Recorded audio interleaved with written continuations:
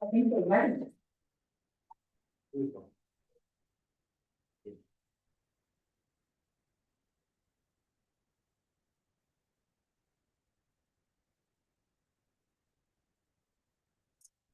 Do I get to officially kick us off for a work session? Thank you, Madam Mayor, you do. We will call it to order at, let's 5:33. Roll call, please. Councilor Sorth. Present. Councilor Irvin. Here. Councilor Walner. Here. Mayor Schwartzman. Here. Councilor Marvellis. Here. Councilor Morton. Here. Councilor Court. Here. Thank you, Mayor. Tonight we are talking about finance and bond, and Finance Director Carrie will lead the work session. And as I usually do, I'll fill in when needed, which is hopefully not much because she's pretty darn good at what she does. Thank you. Good evening. I always struggle with the dang microphones. It feels so loud. So there's a lot of information in front of you tonight. I was contacted by Standard & Poor's, S&P Global, who does the bond credit rating for local governments, and they wanted to do a review for 2026 for the City of Independence. The last time they reviewed the city was in 2020, so it had been 6 years, quite a bit of time. We did quite a bit of work. We received an updated report, and during the course of working with the agency, we had a pretty good conversation. She gave me some background. She's been working with the city for quite a number of years, and we were planning a work session later in the month. However, it felt pertinent to what's happening right now in our discussion and even what's on the agenda for tonight's council meeting. So we're squeezing a work session in tonight before the meeting. We are limited to the 1 hour, so if we do need to have further discussions, we can have additional work sessions as needed. One thing that came up that I found was very interesting was there were some issues that were raised, and she spoke to me about a lot of concerns they had had in previous years. So I did reach out, City Manager West and myself were discussing the review, the report, their findings, their concerns, and I asked if she could send me additional reports. We thought, well, the last one was 2020. We'll go back to 2010. Maybe there's a couple more. She sent me nine additional credit reviews. I was a little surprised, a lot of information to digest. We realized we received it on short notice. You all received it on short notice. So what we're going to do this evening, because we are constrained on time, is I want to talk to you just a little bit about what these ratings mean, the methodology for the ratings. We'll do a high-level overview of previous ratings, and then I want to get into the 2026 report so we could talk about where we are today. So there's an awful lot of information in front of you. I'm going to start with this document at the top. It says bond ratings for local governments. The beginning of the first paragraph, and this is just a little bit of information I'm going to read. This is just explaining that these determine our creditworthiness. You can think of it almost like a credit score, a personal credit score. This tells investors how risky are we, how likely are we to repay our debt when we go out for bonds. So a high rating, just like a high credit score, is good. A low rating, just like a low credit score, is bad. It's going to limit our options as far as taking out debt in the future. And if our rate is lower, it's also going to impact the interest rate we receive on any bonds that we go out for. So it does have impacts. Scale like ABC. It is actually, if you flip to the second page, I have a little chart in there for you, right in front of you. So we'll jump into that. The three main agencies are Moody's, Standard & Poor's, and Fitch.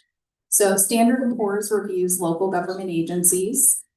We are currently at an A, which is investment grade. That is good. It could be better, but it is good. Anything in investment grade, so all the way down to the triple B level, is considered investment grade.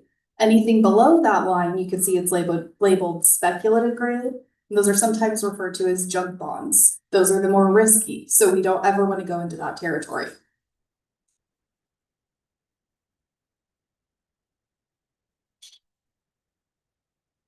All right, so I'm gonna talk just a little bit about the methodology they use before we get into going over the information contained in the reports.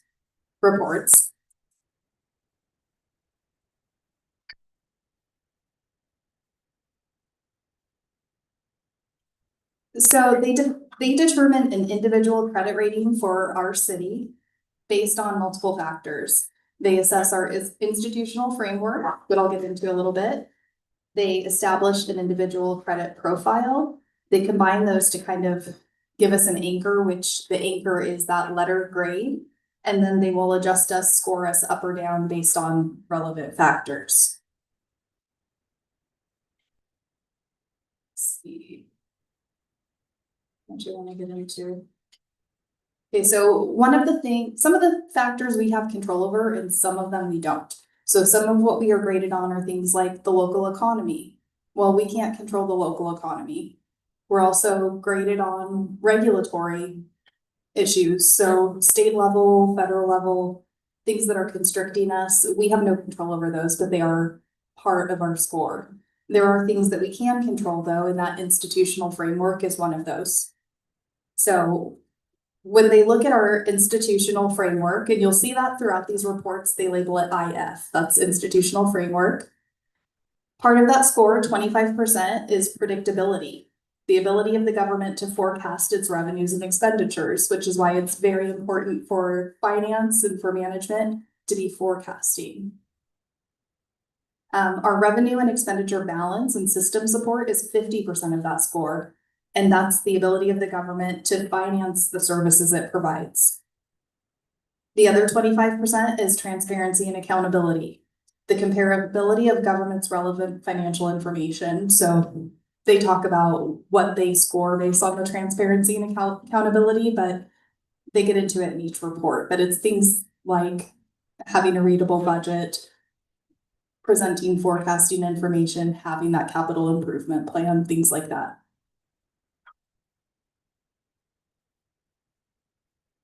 All right, so the individual credit profile, these 5 components are weighted equally. 20% is the economy. That's the local economic profile, economic volatility, and economic growth prospects. Financial performance is 20%. So they look at local government, a 3-year average operating result. Under or overstated operating results are performance volatility and projections that suggest different other than their assessment. Available reserves, percentage of revenue. If we are over or understating our reserves, they're looking at that. And our liquidity and contingent liability risks. So they're assessing all of that every time they review us. The management, also one of the 5 components. So they're looking at our budgeting practices, our long-term policy or long-term planning, and our policies. Part of that is transparency and reporting, the government structure, and risk management, credit culture, and oversight. The 5th and final component is debt and liabilities, the current cost of our debt service and liability, net direct debt per capita in our city, net pension liability per capita for our city, and whether we have over or understated those costs, liabilities, and if our projections are on track. That's just a real high level, kind of what they look at when they determine these scores.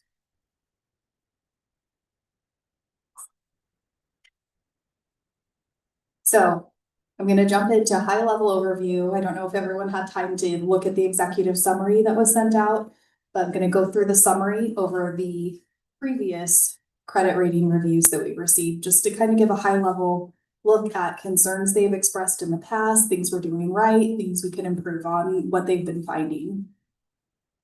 So this goes all the way back to 2010. Across the full 2010 to 2020 period, S&P's view is consistent. They reiterate the following information throughout all of the reports. Independence's financial stress was caused by structural obligations, fund interdependencies, and the combined effect of both on general fund reserves, liquidity, transparency, and debt burden. Those have been our main issues for many years.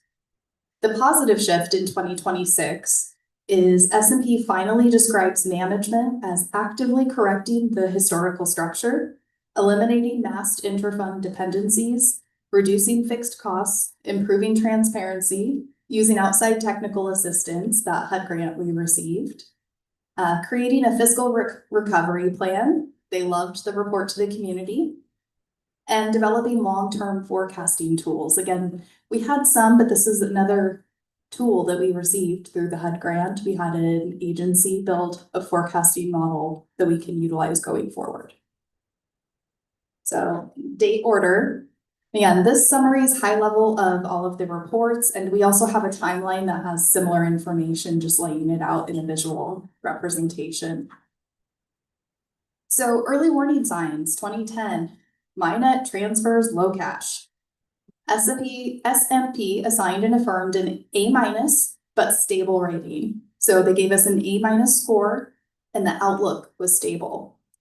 The positives were our proximity to Salem, steady assessed value growth, and a history of good unreserved balances. But the concerns were already clear: limited revenue flexibility, reliance on a large interfund transfer in fiscal year 9 to maintain the fund balance, and expected reliance on Minnet's future growth to pay debt service. High debt, low cash, that's been a revolving theme. In that year, the city had used about 1.1 million in transfers, including 650,000 from transportation SDCs to support the general fund and the city hall project, and then repaid the 650,000 in fiscal year 2010, driving the general fund balance negative. The condition was a stable rating, but fragile cash, early structural dependence on transfers and Minnet assumptions. 2012 was the next time they rated us. The outlook turned from stable to negative due to the structural imbalance.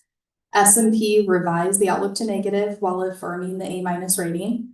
The reason was direct: a structural imbalance had reduced the general fund reserves to low levels with risk of future decline. The main cause shifted from the 2010 interfund transfer issue to the urban renewal district. The URA tax receipts were insufficient to pay down the urban renewal debt service, so the city transferred 622,000 to the URA and expected to do so again the following year. Management responded with major spending cuts. This is the first in the record of these reports, where we see workforce reductions of more than 20% and cuts across the board. The condition, our reserves were depleted, negative outlook, major staff reductions, URA debt burden emerging as the primary stressor. So this goes all the way back. In 2013, low cash again, URA burden, refunding used to relieve general fund. Let's see. So you can see in March of 2013 was the first review. We received 2 reviews that year. The first review, they acknowledged that we were planning to put a general obligation bond on the ballot, and then they affirmed we had passed it to refund existing obligation. So that did give the city some savings that year and relieve the pressure. S&P noted that the refunding was expected to save about $356,000 annually, or roughly 8.3% of fiscal year 14's general fund expenditures. The general fund reserve had fallen to about $7,000, which is shocking, was the word I used with City Manager West, shocking.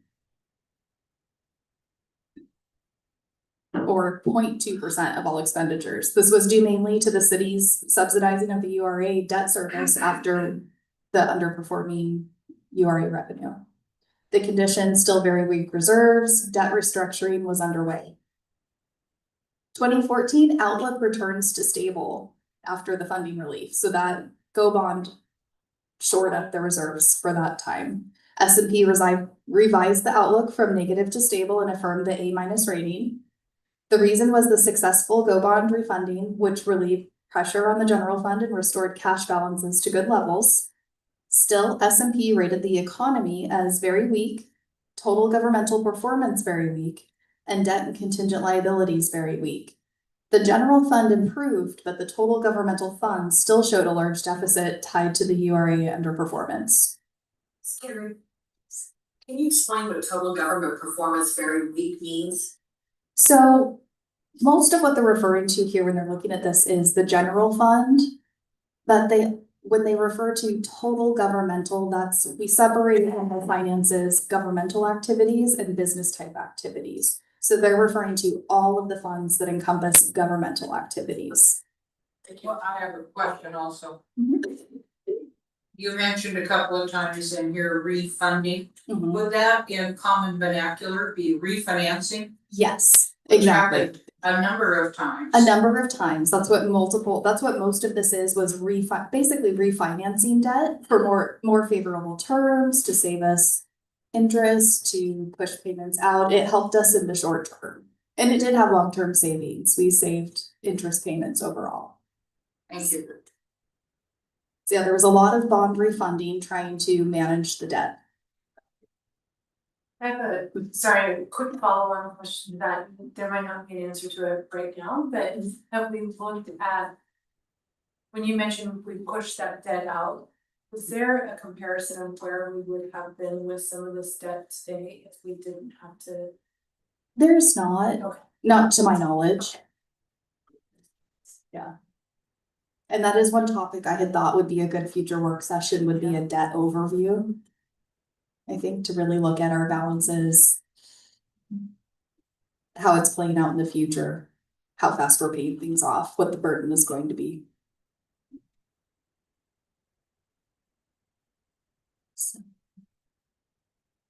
So we're in 2014, S&P still rated the economy as very weak. Again, that was a revolving theme. The economy was weak for quite a long time. Total governmental performance weak, debt and contingent liabilities very weak. General fund improved, but governmental funds still showed a deficit tied to the URA because we were supplementing those bond payments. So 2015, stronger reserves, but debt remains a drag. The S&P affirmed our A- stable rating. The general fund reserves improved significantly to about 1.25 million or 28.6% of expenditures. However, the report again identified debt as a major historic cause of drawdowns. The city had paid down $819,000 from the general fund in 2012 for MINET related debt service, declining to about $432,000 in fiscal year 14. So reserves improved, but debt exposure remains a weakness. March of 2016, adequate performance but low adjusted reserves. S&P assigned an affirmed A- stable rating. The report rated management adequate, liquidity very strong, but debt very weak. General fund operations had a deficit, though total governmental funds showed a surplus. Just carry this one more. Yes. Debt very weak, what's that?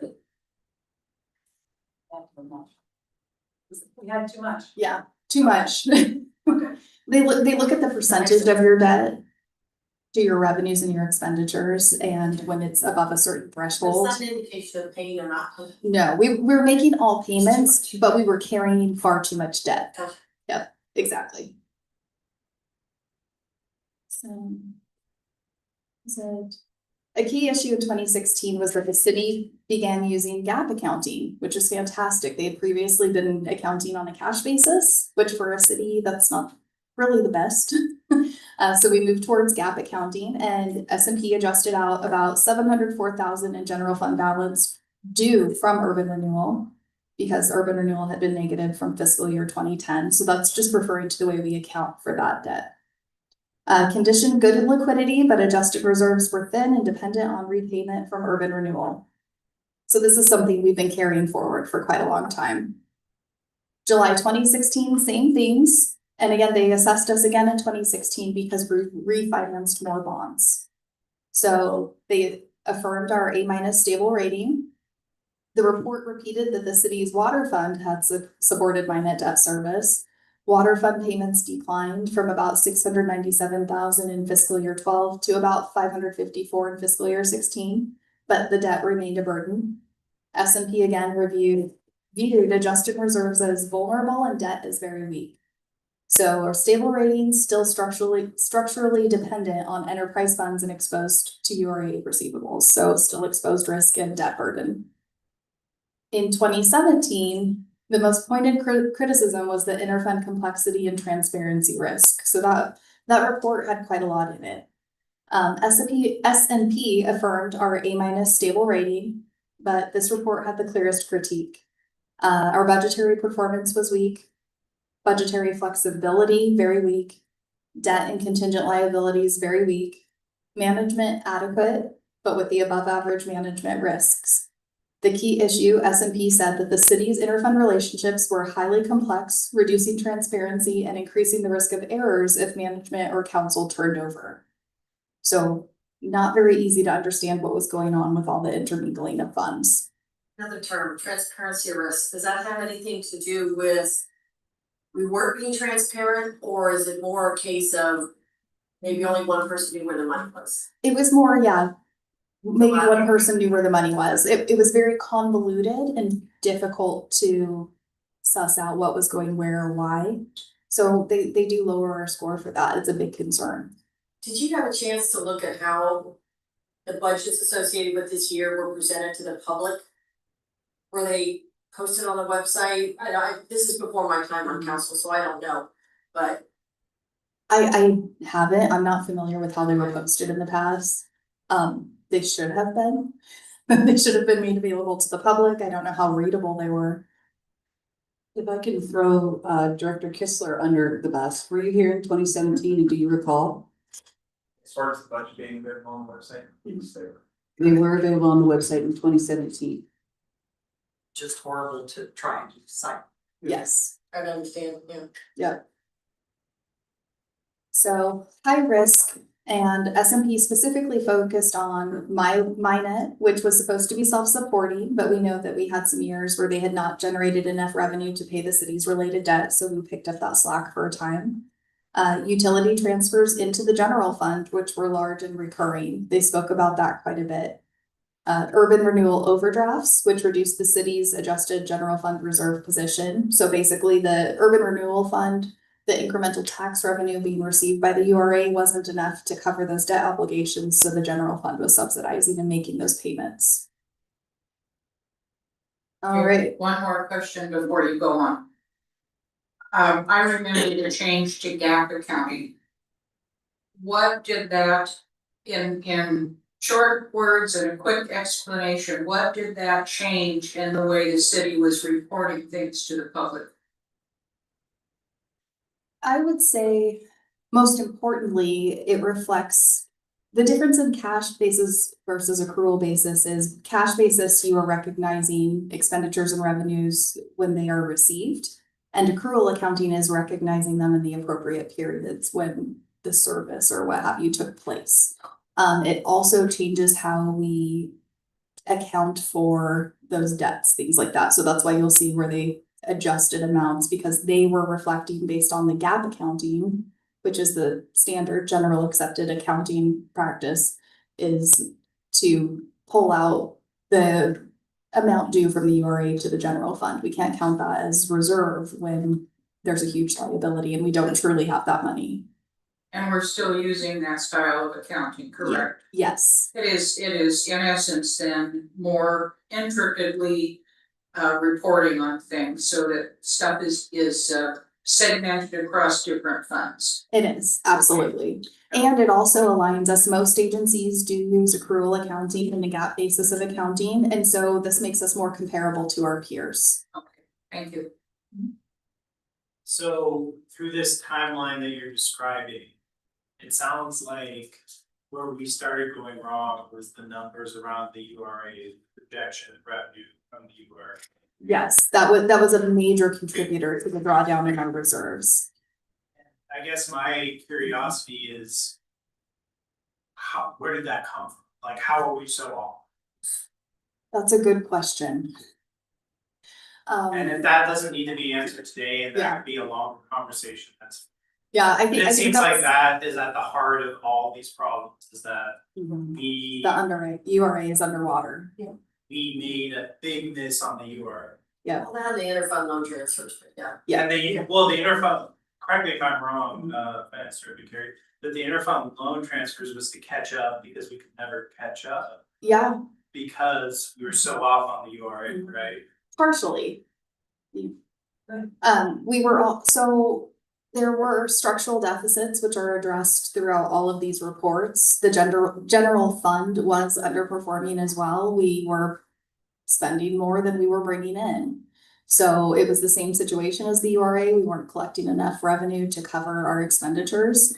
And they were using a different practice of, instead of what we do now with allocations for salaries or expenditures that are appropriate across enterprise funds, previous practice prior to the allocations was to just transfer the amounts that they needed to fill the gaps in the budget. So part of the gap was due to the URA underperforming, but part of it was just filling the holes from the structural deficit.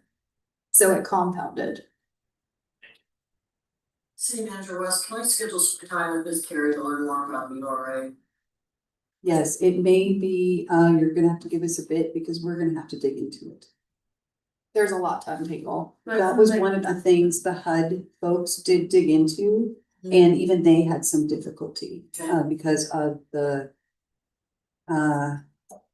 paperwork Yeah. and documentation. I'll leave it to her to schedule something that when she's, when it's convenient. Well, it seems like we would probably all benefit. Yeah. Maybe it's just a work session, Yeah, maybe a future work session to go over the URA. be better. Okay.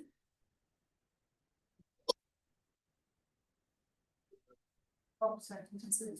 I was just looking through these reports and I'm looking at how you interpret them here, so I see this, but when I look at the rationale in each of these reports so far, just based on the rationale on the second page, it doesn't say anything about the intertransfer loans being a contributing factor to the city's financial burdens. So I noticed here it stated a lot that it's the intertransfers that caused us to be in this situation, but when I dive into what S&P said, it doesn't seem it's not in any of the rationale that I've seen so far. So anywhere you see that listed on this timeline, it is listed in the report. The And I interfund don't see it. transfers. I haven't seen it so far. Okay. Maybe again, when we do that study, we can. Yeah, those August items. 12, 2010, page 2. So, August, let's see, 2012. I did focus on 2013 because that's. Oh, yeah, it goes all the way back through and you just have to read the report. Yeah. You'll see it scattered throughout. It's scattered throughout. City Manager West, maybe in the future, when we have that, in the future, like, version of this, we can just cite. Like the page number or something, cause I think that would be super easy. Not that we need it now, but it's just an easy way for us to just connect the dots. Yeah. 'Cause this is, like, to be honest, It's a it's lot. like a lot and it's high level. Yeah. This also came in yesterday. And right? it It came in, is, it did. We've had to put this together in a Yeah. very short amount of time, so. For sure. Yeah, which is why we provided the executive summary that we're going over, and just this is a visual aid as well. And all of the information is in these, yeah.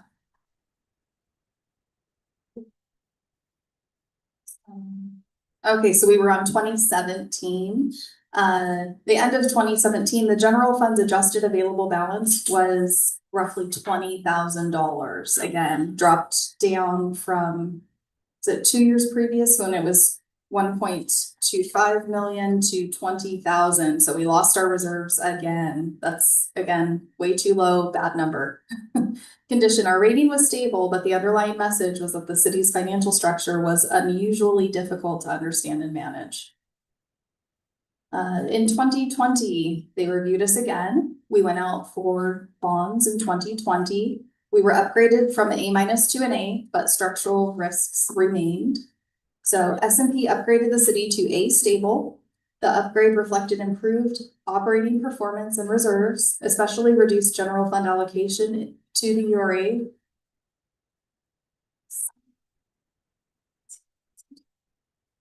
But the 2020 report repeats the 2017 warning about above average management risks from complex interfund relationships. Minnet was still not fully self-supporting as expected, and S&P still questioned the large utility transfers supporting the general fund operations.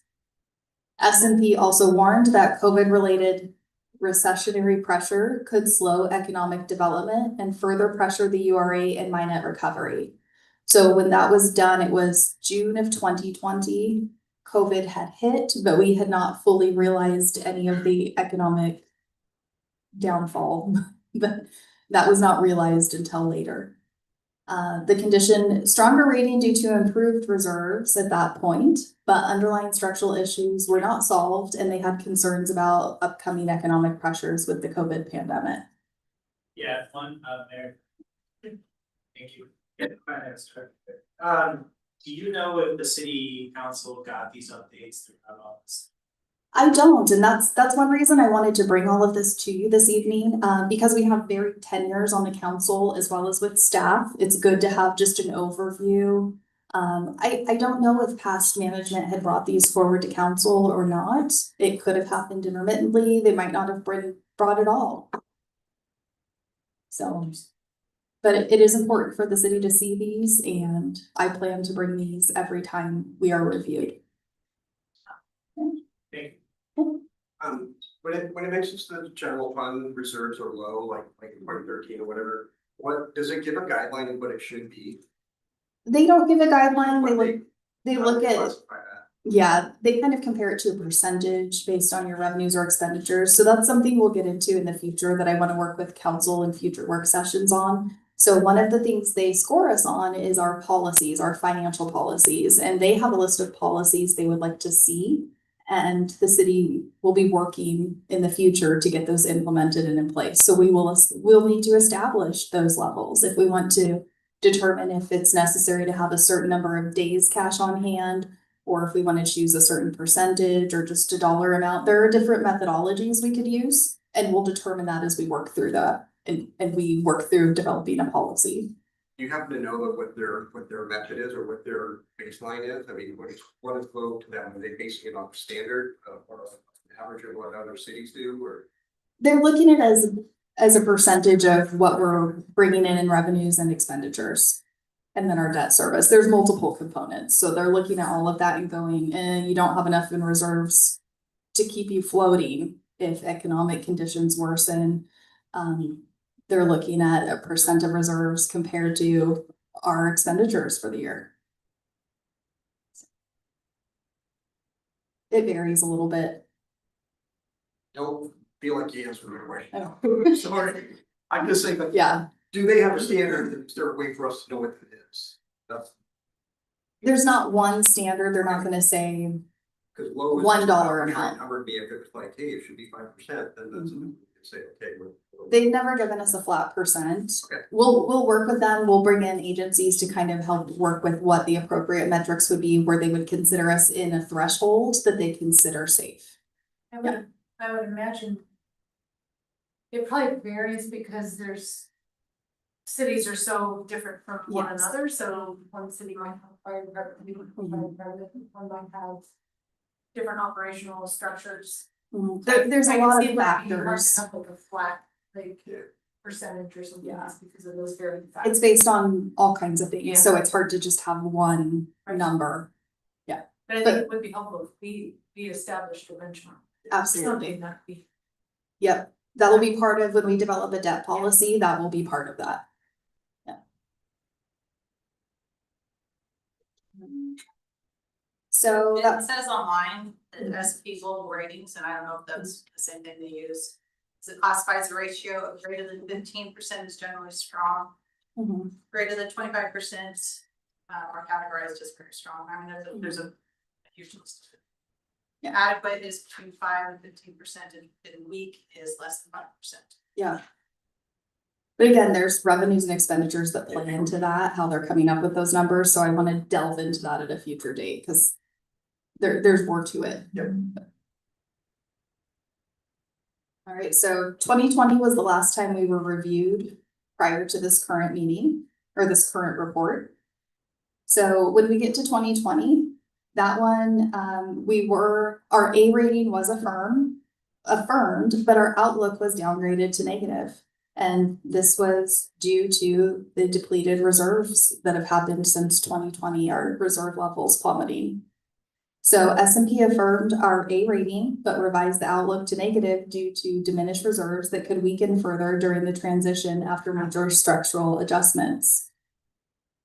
So the weaknesses they listed were limited rural economy, nominally low adjusted reserves, general fund exposure to URA receivables, historically stagnant revenues, risk of not following through with the implementation of the 2025 fiscal recovery plan, and our historic debt burden and contingent liability risk from our debt obligations. So our positive shift was significant. They did have a lot of great things to say about the work that the city has been doing, which was really good to hear. We have disentangled our interfund dependencies. And again, these are all things that they have identified and called out. This is their opinion. Reduced fixed costs, cutting budgets to minimal staffing levels, improving transparency, working with HUD technical assistants and outside consultants, creating our fiscal recovery plan, establishing a forecasting model for revenue and expenditures, improving our budgetary practices, developing long-term capital and financial plans. And also, Minnet has been self-supporting as of fiscal year 23 and has begun repaying the existing loan receivable. So that's helping us as well. The outlook is negative because our recovery is incomplete, but the management assessment, which is the management decisions of the council, the governing body, and the staff, that is all positive. That is more favorable than in any of the prior years. So from 2010 to 2020, S&P repeatedly identified the same underlying weaknesses: reliance on transfers, Minnet underperformance, the Urban Renewal Agency deficit, low reserves, high debt, complex interfund relationships. By 2026, those weaknesses still affect the city's financial condition, but S&P's tone changes. The report does not read as an indictment of current management, but rather it reads as a turnaround report.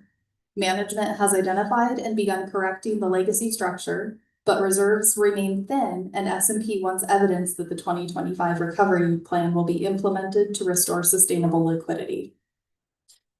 So that's one of the things that they were discussing in our 2026 report. They gave us they calculated and determined a 1 in 3 chance that they deemed there was a 1 in 3 chance that we might not follow through with our fiscal recovery plan. And if that happens, they will downgrade us. So it's important to go over this. I would encourage everyone, if you don't have time to read through all of the reports, definitely read through the most updated 2026. Councilor Redden. Oh, sorry.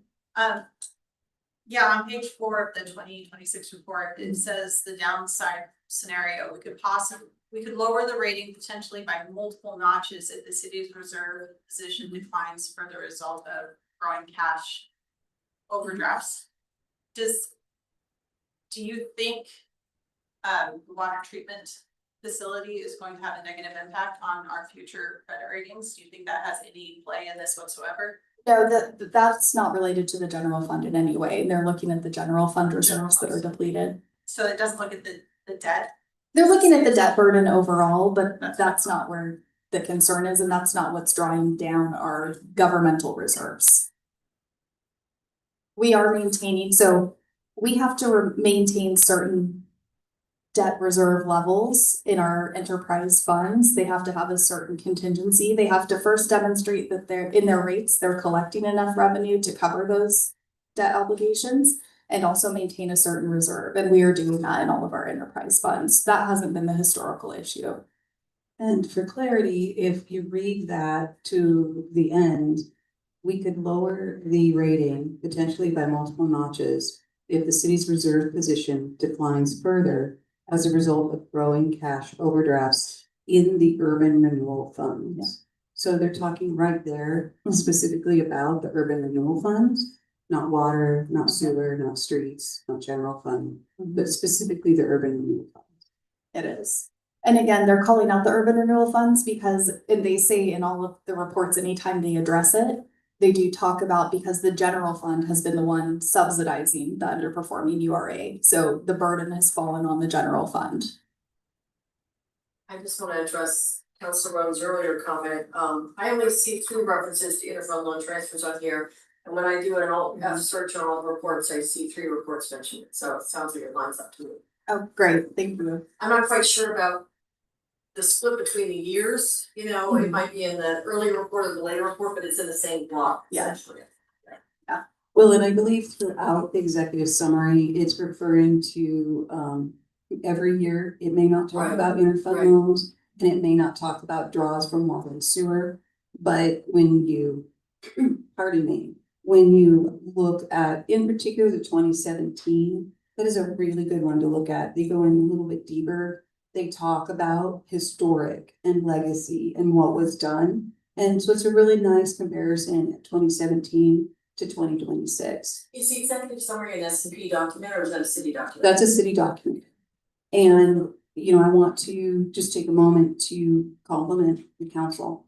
You have made very difficult decisions to get us to where S&P is saying we're doing it right. Follow the plan. It's not been easy, and you have taken the steps along the way to make this happen.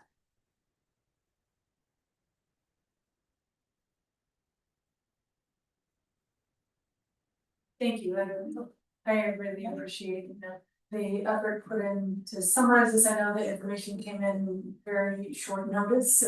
This is the first time I can remember it ever being brought forward and discussed, and I do think it's helpful in terms of knowing this information. Thank you for that. Any further questions? I'd like to ask one final question.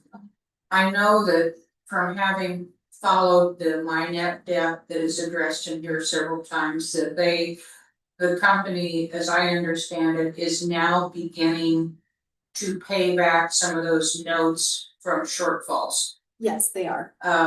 Where does that money go to specifically? Does it go to general fund? Does it go to urban renewal?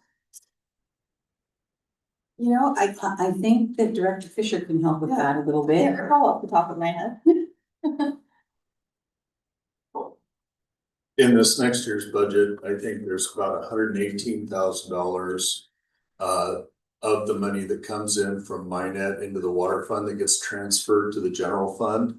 That will pay off the money that the general fund sent to the water fund to cover the debt. So this next fiscal year, general fund will be made whole, and after that, the water fund gets made whole. So it's being used for immediate effect.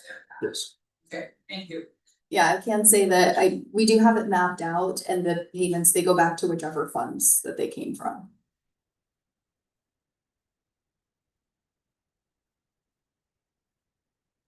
Any further questions?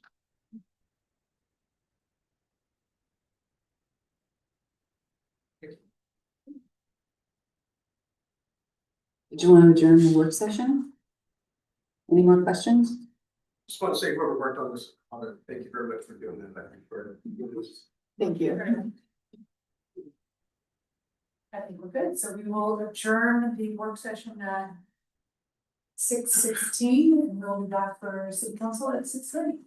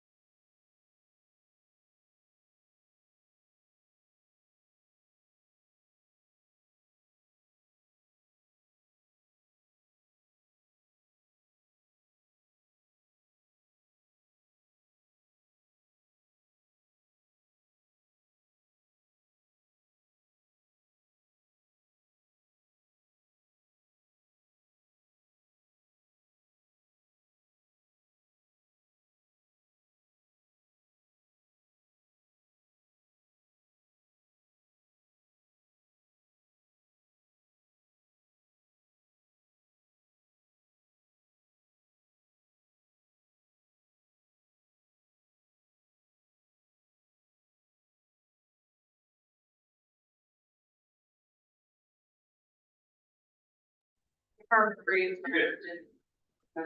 right, I think we are going to go ahead and get started. We have a very full agenda tonight, so I will call this meeting to order at 6:30 on the dot. Welcome to our city council meeting Tuesday, June 9th. And can we please have a roll call? Counselor Source, Present. Counselor Roden. Here. Counselor Boisvert, Here. Mayor Porchler. Here. Counselor Margolis, Here. Counselor Morton. Here. Counselor Point. Here. And we have our minutes that we need to approve. Move to approve, Mayor. I second that. All right, thank you. I have something to say about the minutes, and I don't know if this is the appropriate time to say it, so if it's not, tell me, but I do have to clarify that I did call the Ethics Commission on Nathan Christensen, and I was calling to clarify an issue. I didn't realize that that question led to an investigation, which it did. It ended very quickly, and I apologize for not saying the right thing in the last meeting, because that did lead to an investigation, and it did end quickly, but it was something I want to clarify. Any further questions or comments? All right. Move to a roll call, please. Counselor Ford. Aye. Counselor Morton. Aye. Counselor Margolis. Aye. Counselor Boisvert. Aye. Counselor Roden. Aye. Counselor Source. Aye. Thank you. We do have visitor public comments. Just as a reminder, comments are limited to 3 minutes in length, and the city council does not respond back. We're here to listen. We do ask that you state your name and just the city that you reside in. You don't have to do your full address anymore. But first up, we have Erin McIntosh, please.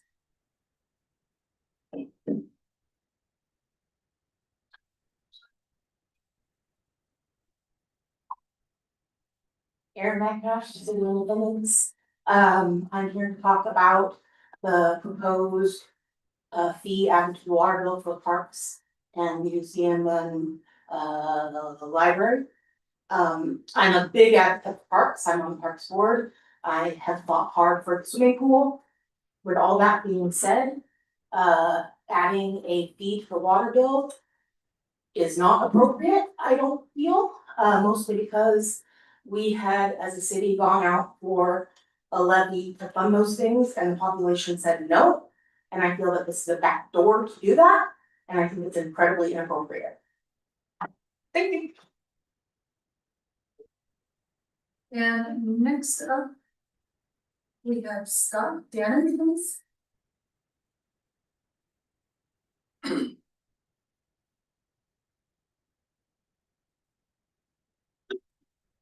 Evening, council, my name is Scott Gannon.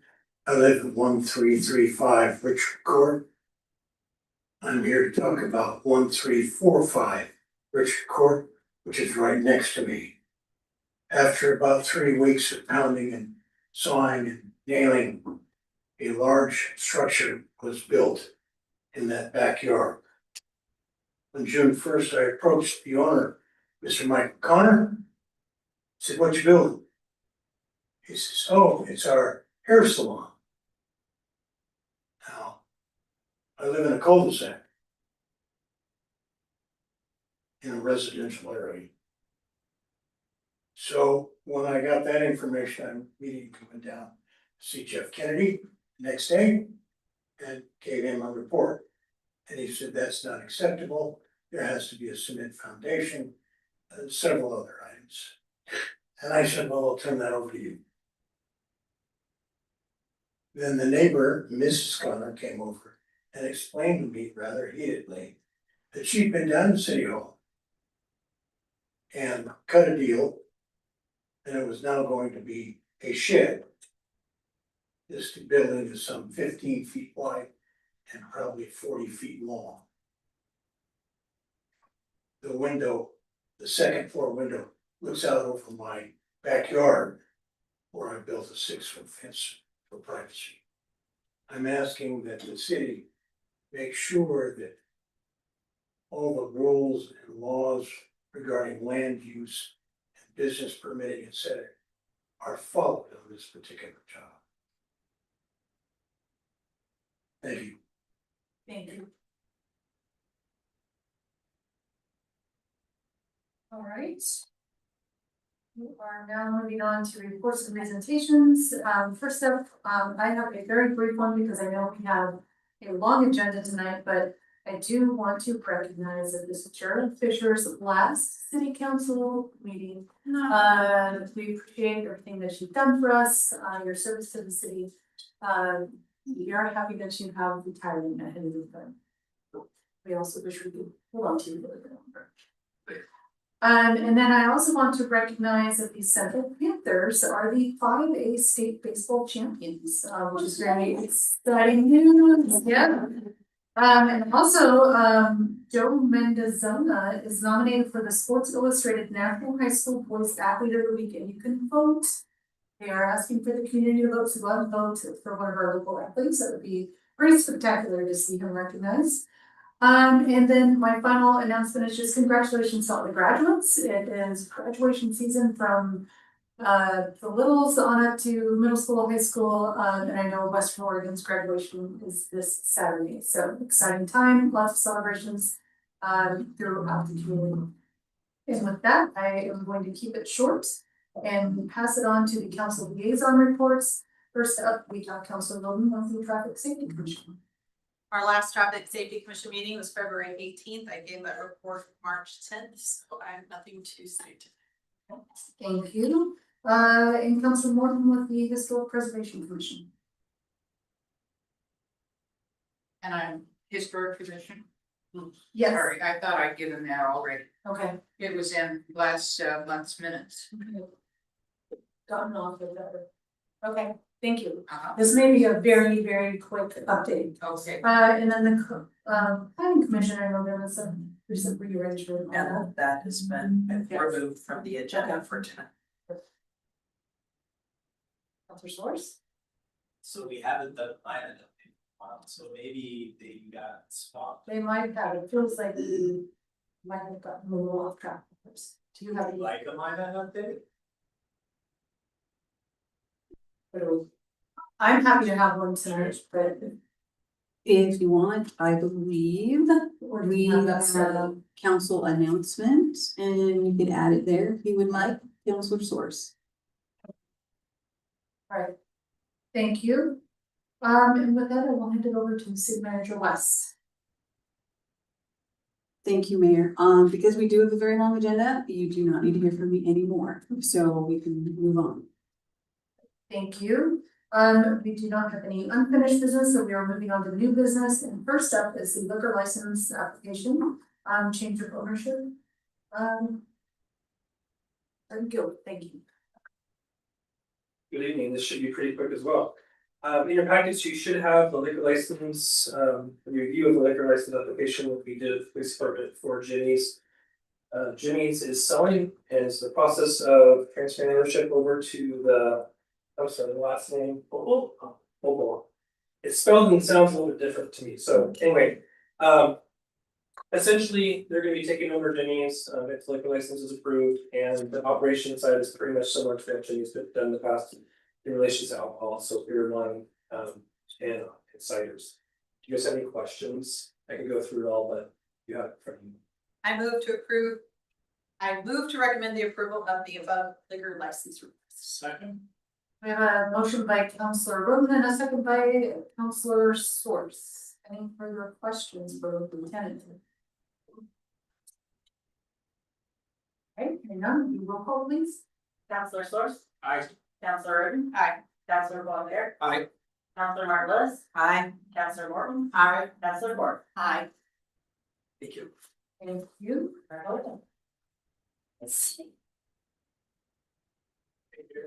Next up, we have the public hearing. Sorry, Did you have a script? I'm hoping I do. Yes, thank you. It scared me for a minute. I'm like, I do not remember that from my brain. All right. This evening, we have a public hearing on a proposal to update the park system development charge methodology and fees. City Council will make a final decision on the proposal based on the record, including the testimony received at tonight's public hearing. For anyone wishing to speak, we're asking you to use the speaker cards that are provided. When called upon to speak, you must be recognized by the chair and you must state your name and address for the public record. I will now open the public hearing for a proposal to update the park system development charge and methodology and fees. It is now, we'll call it 6:40. And we can have the staff report, please. Thank you, Mayor and members of the City Council. Tonight with us, we have Steve Donovan of Donovan Enterprises. He's going to do a PowerPoint presentation for us to go over the park systems, SDCs, and then I'll wrap it up with the.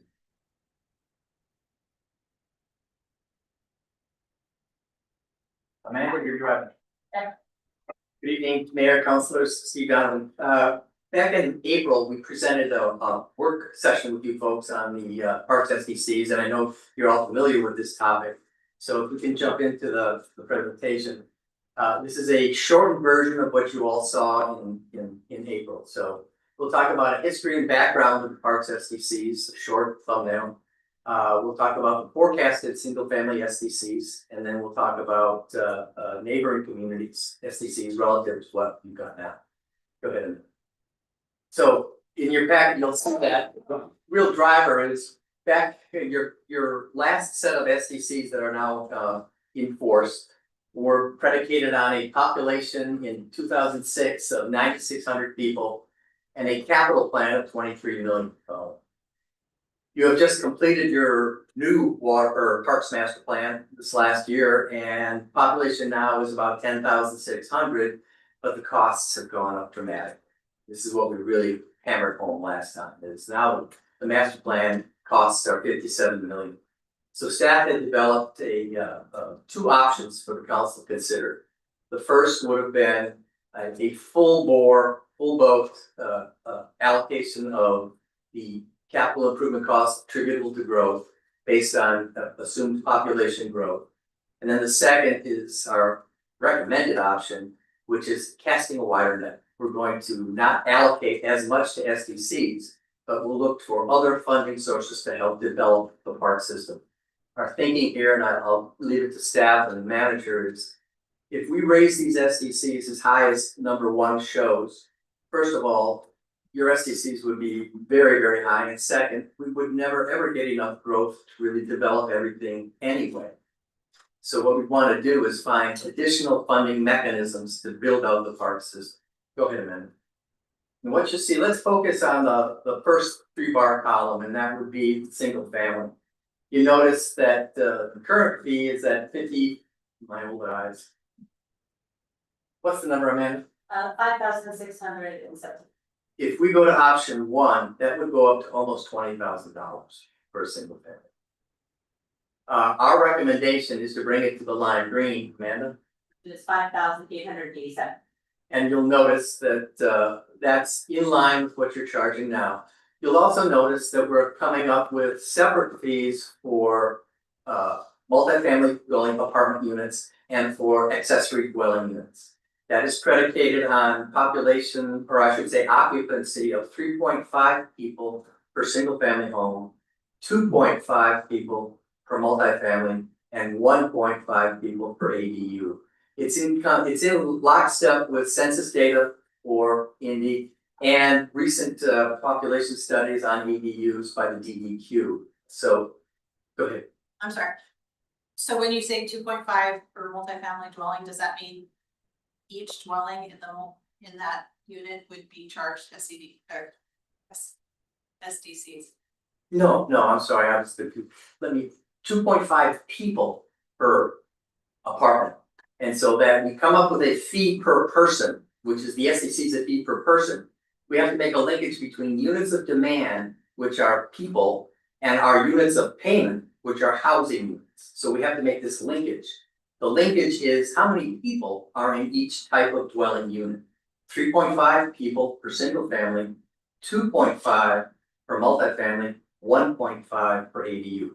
We take the fee per person and then multiply by 3.5, 2.5, 1.5, depending on what we're talking about. Is that making sense to you? I think the question that she's asking is if an apartment complex with 20 units comes in, will they have to pay that fee times 20? And the answer is yes. Yeah. Thank you. Yeah. Sorry, maybe I'm worried here. Go ahead, man. So here is a chart of current SDCs. And as you can see, there's what you're charged now, you're kind of in the middle of the pack. If we go with option one, you would be up on the higher end of the range. If you go to our recommended, you'd be right about where you are now. That's just for parks. Go ahead to the next one, Amanda. Now, this is all SDCs because we recognize that there's water, sewer, parks, transportation. You want to see what's the whole enchilada. And in this case, you're right around $39,000. It would be right in that neck of the woods at 40,000-ish. So you would be in that mid part of the range, noting that everybody else July 1st is going to be raising their SDCs too. So that would be the end of it. Thank you for your attention, and I'm certainly willing to answer any questions you have. You made it easy to make a decision. What option one come from? It's predicated on our analysis, our demand analysis. We take a look at what the master plan said for future growth. And the real driver is this level of service, it's called. And we're talking about number of acres per thousand of population, and it's right around 12. So in order to keep that level of service of 12 acres per thousand population going out 20 years, that's what number one would have created.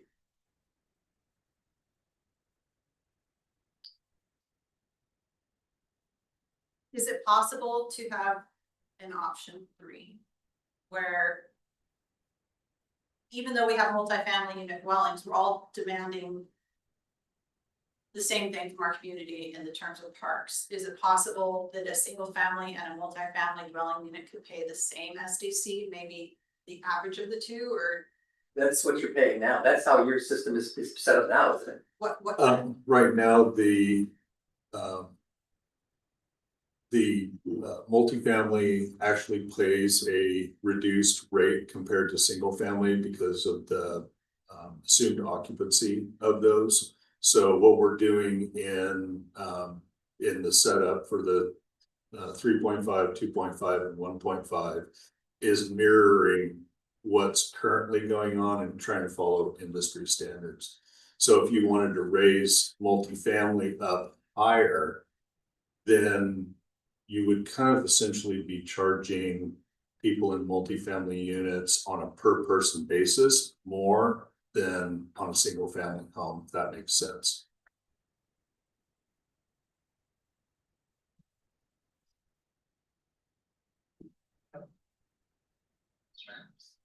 You know, so you're saying that communities are increasing July 1 SDCs. Are there comparators that you have listed here that are going up July 1 that you know of? That I know of, yeah, absolutely. Wilsonville, Westland, Oregon City, they do automatic adjustments for inflation on July 1st. Silverton does also. Salem will be doing it also. Corvallis is under study right now, and there may be a complete adjustment there. I don't know about Albany, I don't know about Dallas, and I don't know about Monmouth. So is it possible that the analysis that Silverton actually jumps us? Sure. Thank you. Are there any further questions of staff? I have one question. Joe, what would be the downfall if we went even lower with our SDCs for parks? If we're trying to look for funding from other sources to like fund the pool that I want, and we can't get it from SDCs, could we get more growth in our community if we lower these SDCs? The short answer from my perspective, and I'm not a home builder and I'm not a developer, is you're probably not going to see any difference. You're not going to see a change in, like, you're not going to get a big push of development coming in with mixed use in the MX zone in the south area, because that's kind of the hot area. We have 67 lots coming online probably later this summer. They're almost done with construction, Southwest Crossing. When we brought the fact that where our SDCs were at to that builder, they were like, yeah, I pay that in other places. They weren't worried about it. what we were trying to do is trying to keep it as close to the same as what it was. Or what it is currently. I think it's only going up about $200 per unit for single family home, which is. Compared to all of the rest of it, it's not that much of a change. Yeah. 207. Thank you. I did the math. Along that line, Monmouth is almost half. Is their growth rate about the same as ours, or? I don't know the last time they did a master plan for parks. I don't know what their capital improvement plan looks like and how much in, That Parks is the are- downside of doing comps is we know what our costs are, but we have no idea what their costs are. yeah, they're kind of apples and oranges. If they've, for example, if they early on invested a lot of money in developing their parks and got them all built out and caught up, then there's really not a need for contributions for any growth that happens. If you're behind, there's a need. If you're way behind, then the fee would be significantly higher. Counselor Schwartz? Thanks, Mayor. I just wanted to thank the city for meeting with the home builders through this process. And I want to appreciate the home builders for acknowledging that the city's working with them. And just to, my colleagues haven't seen the letter from the home builders, they're supportive of option 2. So they recognize that there's a need for that adjustment, the need, because people, when they buy houses, they want these parks around homes, right? So just appreciate the home builders being partners with our community to think for the local community problems. Just want to say that. Thank you. The only other thing that I wanted to add is, I put in the staff report that we met all of the legal requirements as far as the state's concerned for noticing and doing everything else. And yes, we met with the Home Builders Association, got their concerns, went back, did some adjustments and sent it back to them, and they wrote that letter. Yes. Any further questions? All right, Thanks, thank everybody. you. Thank you. You've been public testimony. We need to read this statement. Okay. We wish to hear from everyone who's interested in this discussion. Please limit your comments and questions to 3 minutes in length. And remember to state your name and city residence for the record. I don't believe we have any speakers for tonight. All right, thank you. With that, do we have any further questions? All right, I now declare the record and hearing closed. It is 6:53 p.m.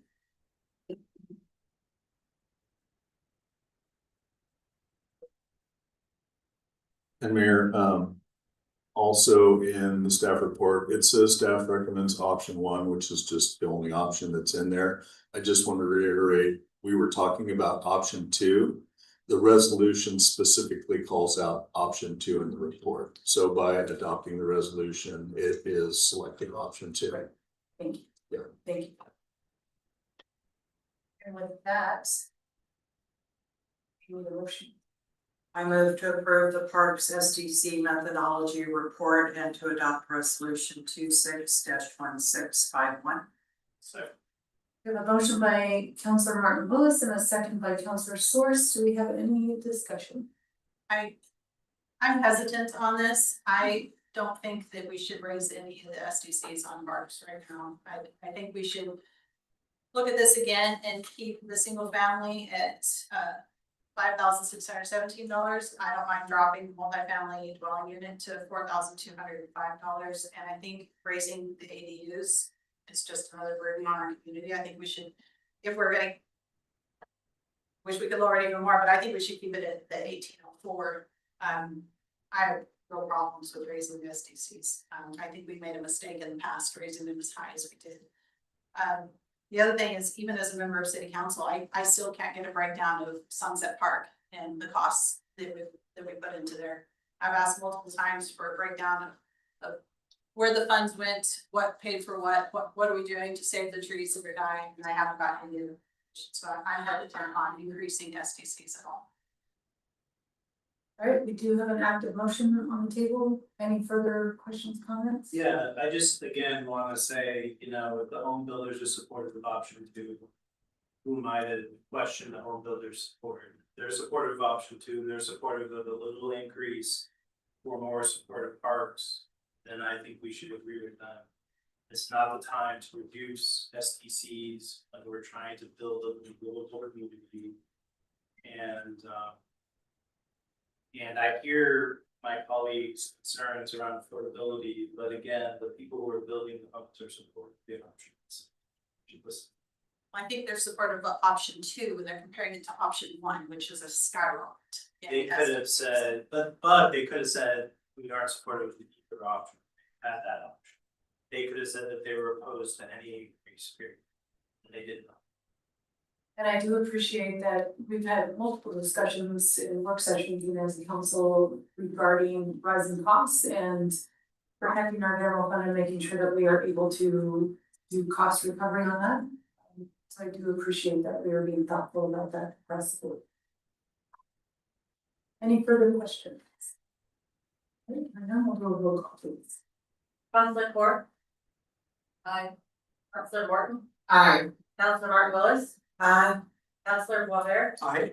Councilor Roden? Opposed. Councilor Source? Alright, We need to have a unanimous move forward on this. And that's just resolution. Sorry, for resolution, no, you are perfectly fine. Thank you, that the resolution passes.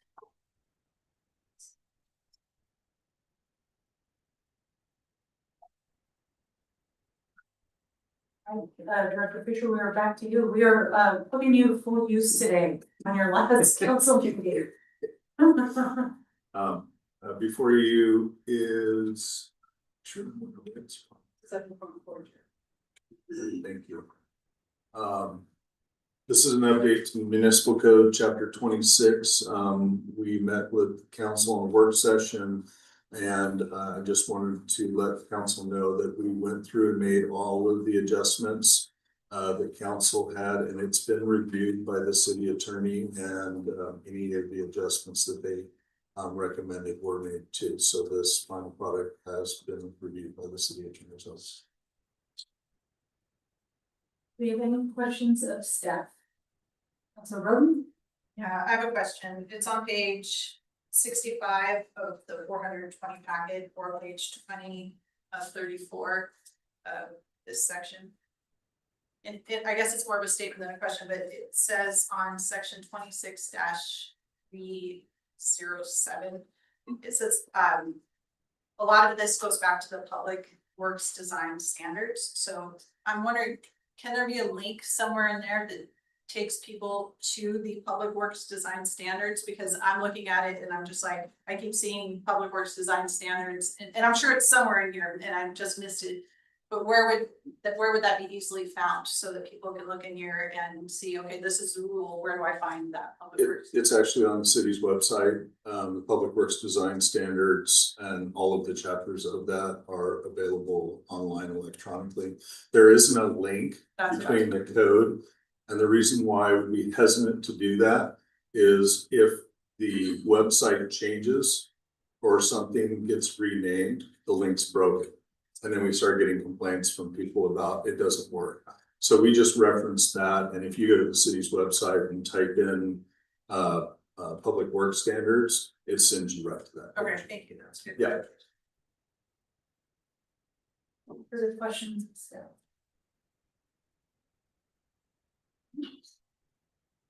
And this is an ordinance, so City Manager West, do they have to do a public hearing? Script, or is this go right to? Get our own screens dedicated to the current issue. Sorry.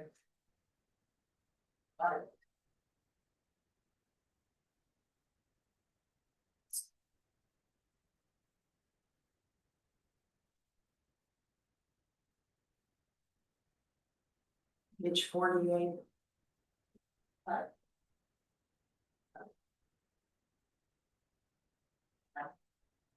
Aye.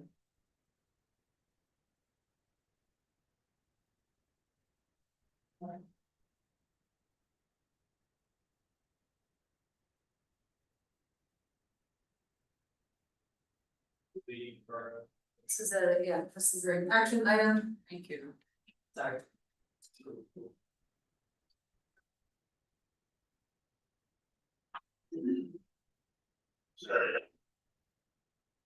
Move to read the proposed ordinance number 1635 for the first time by title only. Second. We have a motion by Councilor Robert, a second by Councilor Morton. Any further discussion or questions? None, we'll do a roll call, please. Councilor Stars, Aye. Councilor Roden, Aye. Councilor Colbert, Aye. Councilor Marvelous, Aye. Councilor Morton, Aye. Councilor Wilson. Aye.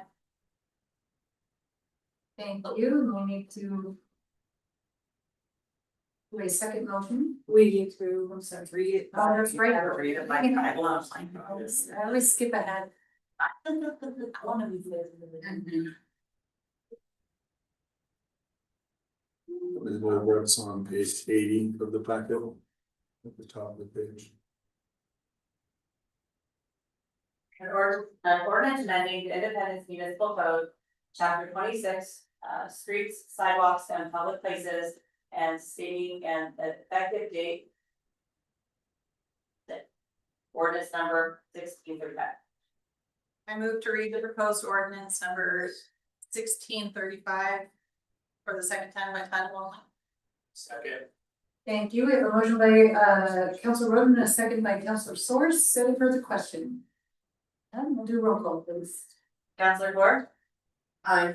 Councilor Morton, Aye. Councilor Mark Willis, Councilor Boisvert, Aye. Councilor Roden, Councilor Stars. Aye.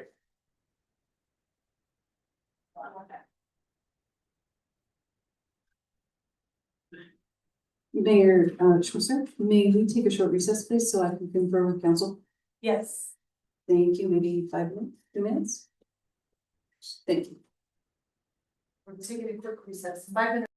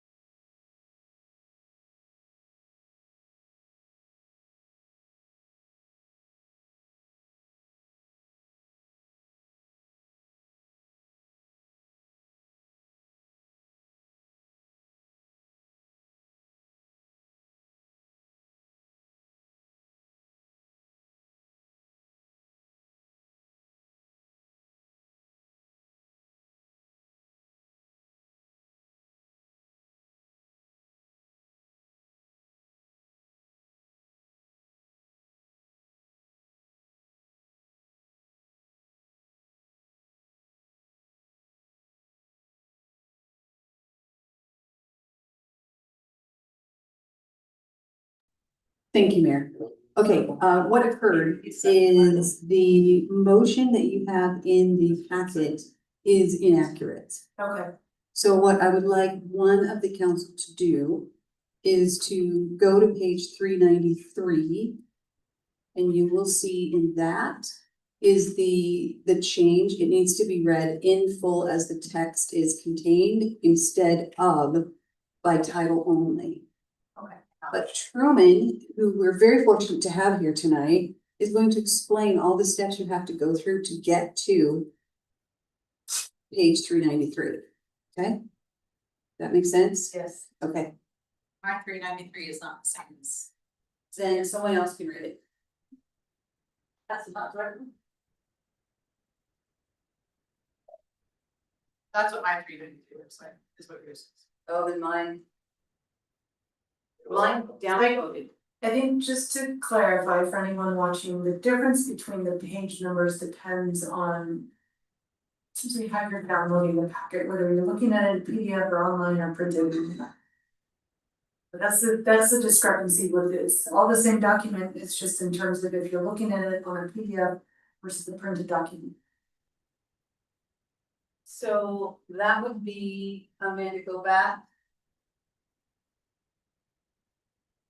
Keep rolling up, we need to get to that. Well, stop, sorry, that's of course. Go, Control as the text is the yes, there you go. There we go. But you want it to be 1635. 35, Yeah. right, but Okay. you're gonna have to go through a lot of steps to get there, so Truman's gonna explain. Okay. Thank you, Truman. Thank you, Mayor and Council. Truman Stone, local government law group, your city attorneys. So the parliamentary question that your city manager asked was, since you've already made a motion, had a second, voted on it, how to reset the playing field to do the correct motion. And so understanding that you generally follow Robert's rules, it would be the most appropriate to have someone move to reconsider the prior motion. And I didn't bring my Robert's rules with me. I can't remember if that requires a second or not, but to be safe, you would second it. And then have a vote on that. And then whoever made that initial motion would move to amend the motion by restating it to the correct motion that's on your screen. And if we get stuck, the council can always move to suspend the rules, in which case you then free yourselves from the bounds of Robert's rules, and you can kind of just freeform it from there. So that's always your backup if you get stuck. So I would move to reconsider the prior motion. Second. We have a motion to reconsider by Counselor Martin Willis and a second by Counselor Cool. Comments? I'm assuming we need to vote, so roll call please. Counselor Source. Aye. Counselor Roden. Aye. Counselor Bobert. Aye. Counselor Martin Willis. Aye. Counselor Morton. Aye. Counselor Court. Aye. So with that motion passing, then whoever, the proper form would be whoever made the motion, move to motion. You be the first one. Right. So you consider it be you. Great. Then I move to read the proposed ordinance 1639. 35. In full as the text is contained in council packet for the first time. Second. We have a motion by Counselor Bobert, second by Counselor Martin Willis. Further discussion? None, to vote. Counselor Source. Aye. Counselor Roden. Aye. Counselor Bobert. Aye. Counselor Martin Willis. Aye. Counselor Morton. Aye. Counselor Court. Aye. I move to adopt the proposed ordinance number six. You have to read it. Oh, you have to read it, I'm so sorry. I don't know, sorry. Okay. I think it was a week. Blake Jared for all of this. Jared. All right. An ordinance amending the Independence Municipal Code, chapter 26, streets, sidewalks, and public places, and stating an effective date of ordinance number 1635. And that was. Now, I just want to make sure that was did I miss it? That was the first? That's first. Thank you. I move to read the proposed ordinance 1635 for the second time by title. Second. Motion by Counselor Bowman and a second by Counselor Source. Further comments? Questions? Roll call please. Counselor Ford. Aye. Counselor Morton. aye. Counselor Mark Willis. Aye. Counselor Glover. Aye. Counselor Roden. Aye. Counselor Source.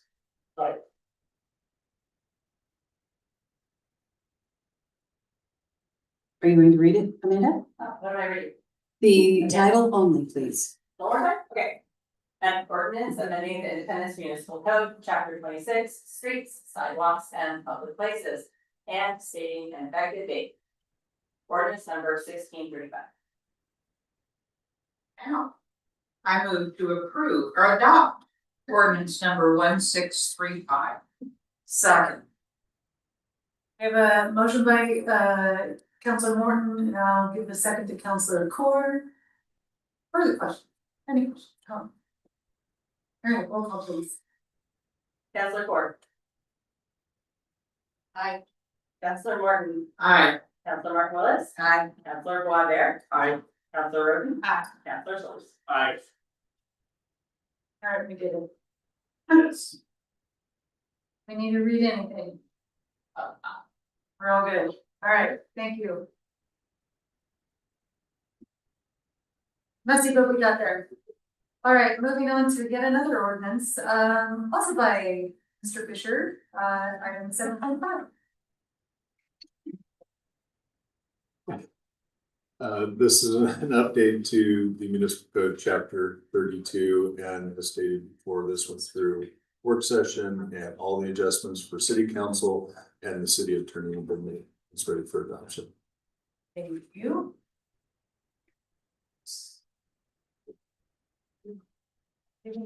Any questions with that?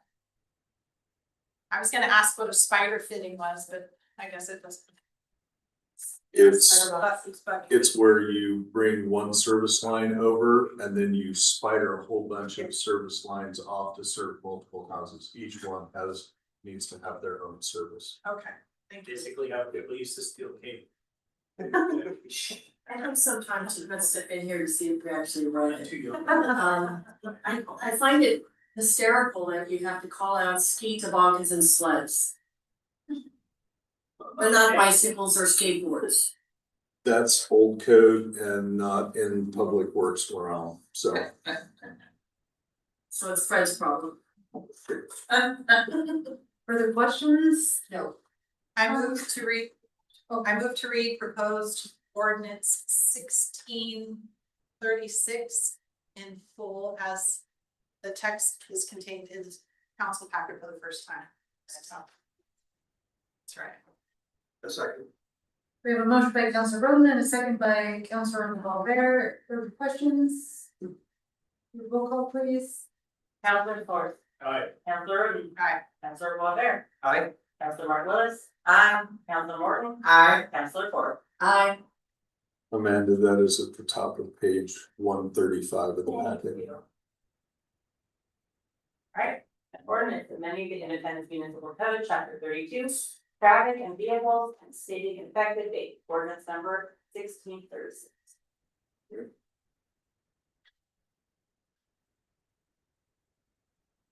Action item, we'll do motion number 2.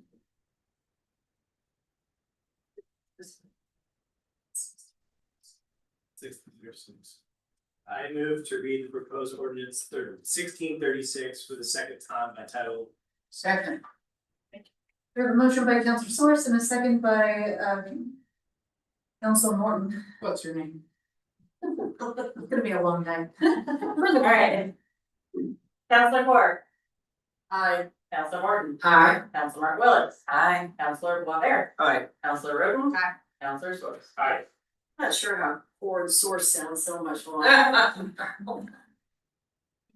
not starting with them. I'm not slow on the updates, seriously, people say source, but. More time, right?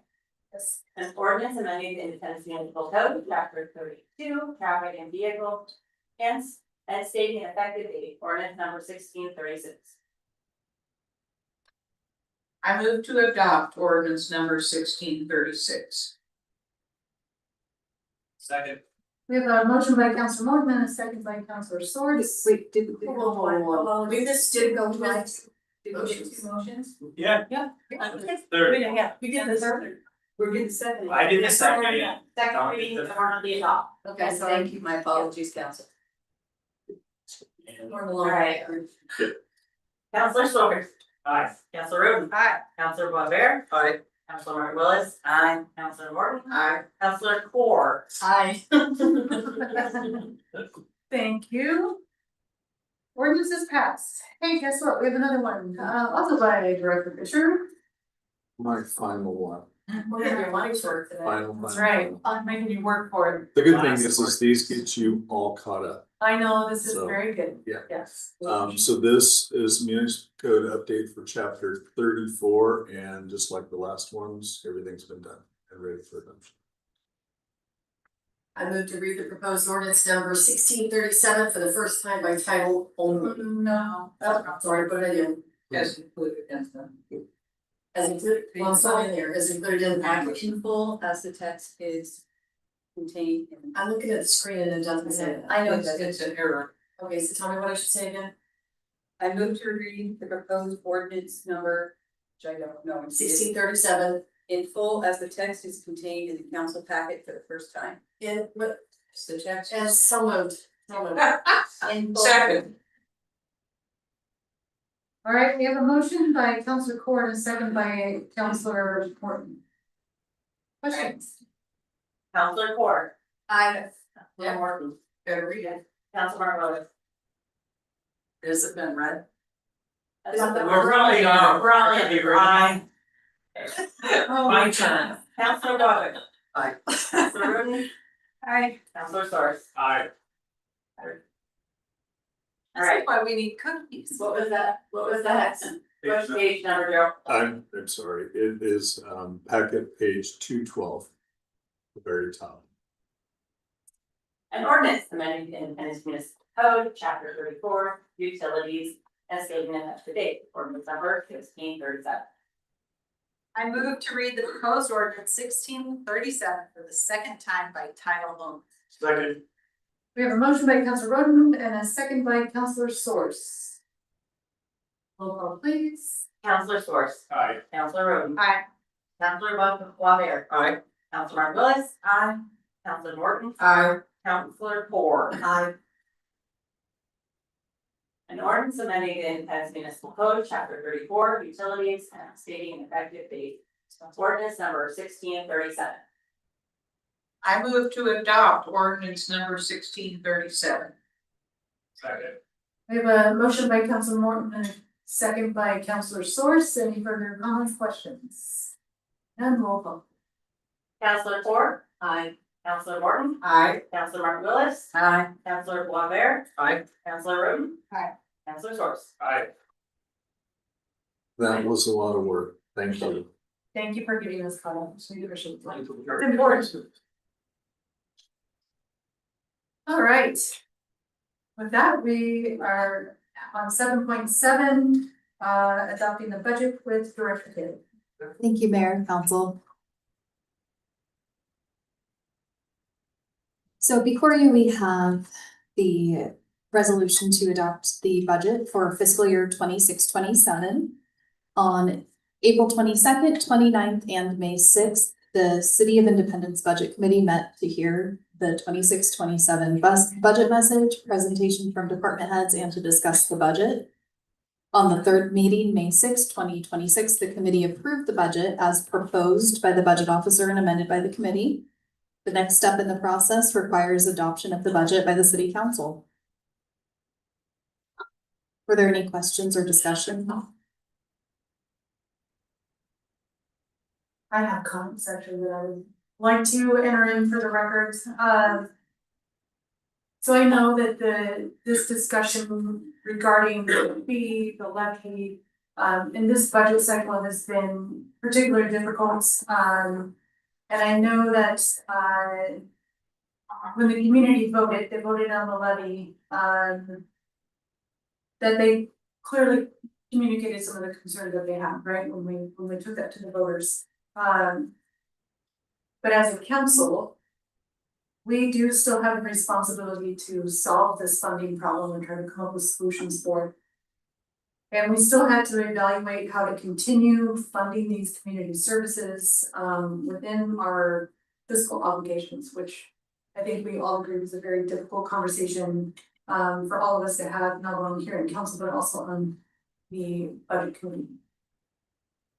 And I think one of the things at the heart of this discussion was the question around, was the general fund balanced in previous years because revenues were sufficient, or because utility customers were subsidizing the general government operations?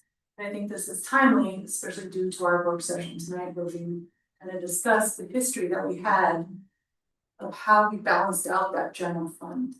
And I think now, hindsight's always 20/20, but being able to go back and look at some of those practices and kind of recognizing how and why it led to us being where we are today. So I do think it's important to acknowledge that the community had already been subsidizing the general fund services through these utility fund transfers for many, many years. I do appreciate that the current council put a stop to these transfers beyond the standard level that we have using some sort of defensible methodology of being able to make those transfers. So I think the difference isn't whether the community services cost money. I mean, we know that, we recognize that they've always cost money. The difference is that the council has chosen to be sort of honest and transparent about where that money comes from versus embedding them within another funding structure. So I hope people can recognize that when we talk about the difficulty of these fees and the transfers, that in reality, the community has already been funding it. It was just, we didn't call it out how we are calling it out now.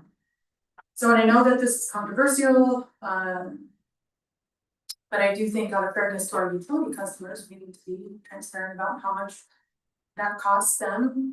If we are accumulating in excess of utility fees or utility revenues, then when we make those transfers, we can't really make the argument that we've had a true accurate look at what our utility costs were.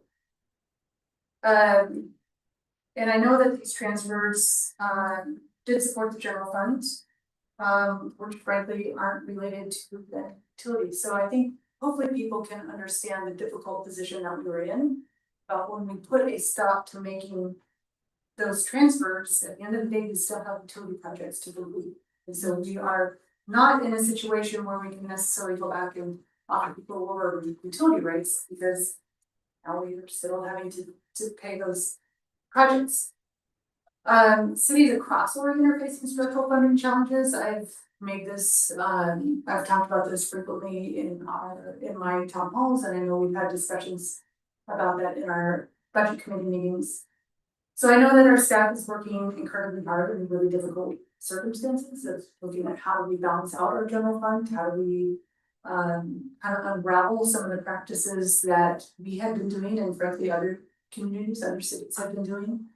And then you add on to that some of the COVID relief funds that I think further muddied the water in terms of providing some clarity around what we were actually funding.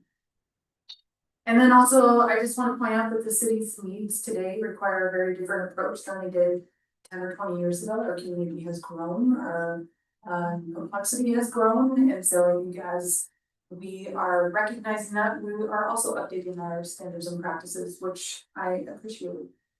So I just wanted to make that statement and recognize to the community that we know this is very difficult. These are not decisions that we take lightly.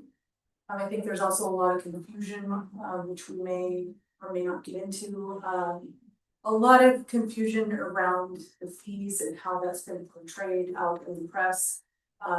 So again, looking at how the city is communicating that out, I appreciate that. I appreciate the ongoing clarity around that and what the impact is to the community on the fee versus what the levy would have been. And again, bringing that back to kind of factual information that is put out by the city. So thank you for all the hard work from staff that has gone into this. And thank you to the community who have come and showed up, and these are difficult conversations. And then thank you also to the budget committee members who have worked hard at coming up with a solution that recognizes the challenges that we are in, but also the responsibility that we have as a council to keep services provided if we can. Ready for a motion? I move to approve resolution number 26-1654, a resolution adopting the City of Independence budget for fiscal year 2026-27 in the sum of $51,892,822 to approve appropriations in the amount of $51,793,807 to impose the ad valorem property tax for the 2026-27 at the full permanent rate of 4.5897 per $1,000 of assessed value, and in the amount of $400,341 for debt service of the general obligation bonds, and to categorize the taxes. Do I read the next line as well? No, that's a separate motion. Gotcha. Second. So we have a motion by Councilor Ford and a second by Councilor Bowman. Further questions or comments? I'm gonna oppose this. I think everybody knows that I'm opposing this. It has not anything to do with how wonderful our library is. I plan on having me and my kids do the seeds and watering them this summer so that they can do the reading program. I think Amy Christensen does an amazing job at the museum, and I'm not putting anybody down. But I don't think it's fair to add a fee to a bill without the public voting on it. And I feel the public was very, very clear that they did not want this to happen. I feel that when we had a select group of people to try to figure out how to solve this problem, those people had biased interests and were also a part of the budget committee as well. We could have looked for other solutions, but we chose a narrow group of people to solve this problem, and we could have solved it a different way. Again, I love the library, I love the museum. If there's anything I can do to support them, I will, but I will not support this budget.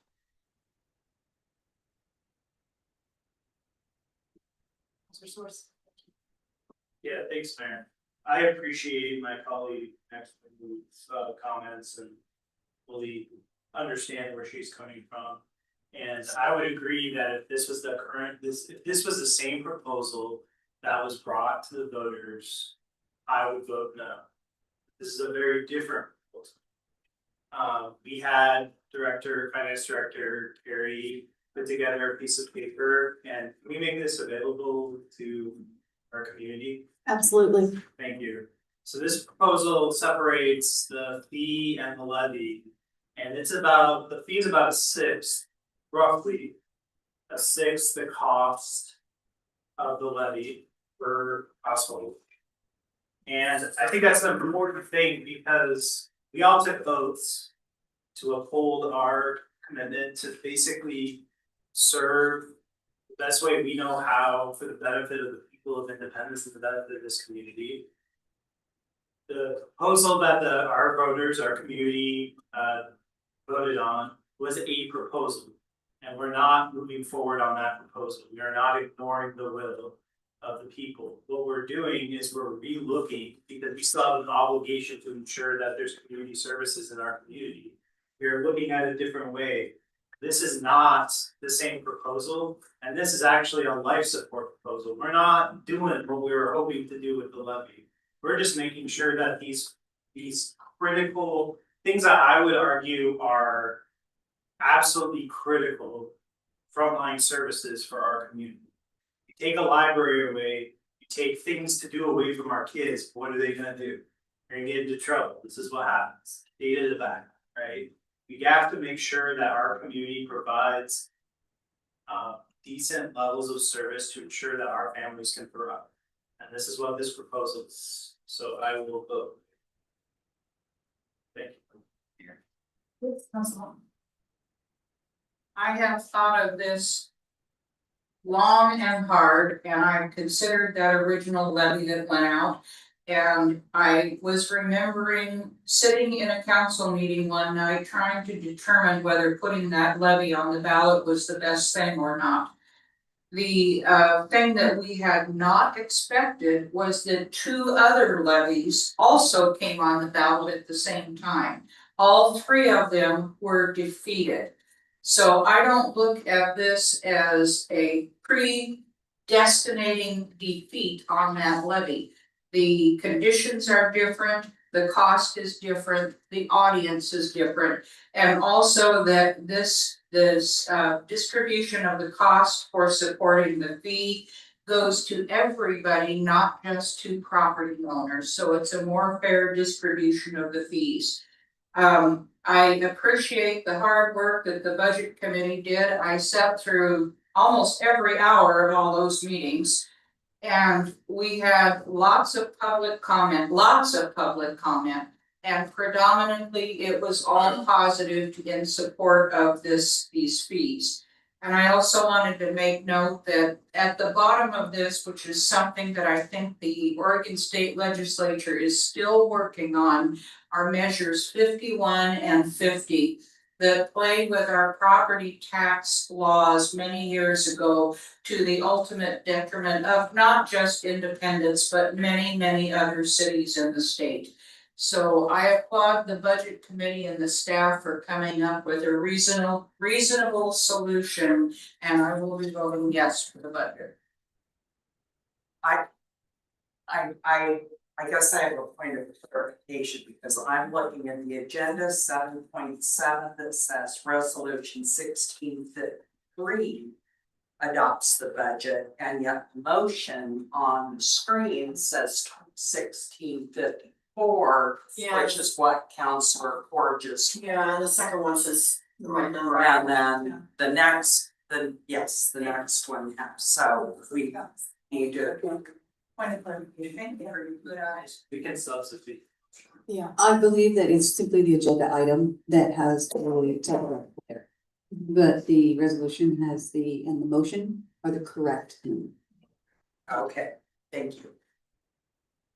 And I also want to make a comment that yes, we put a committee together to look at some recommendations, whether it was a levy, a fee, whatever it could be.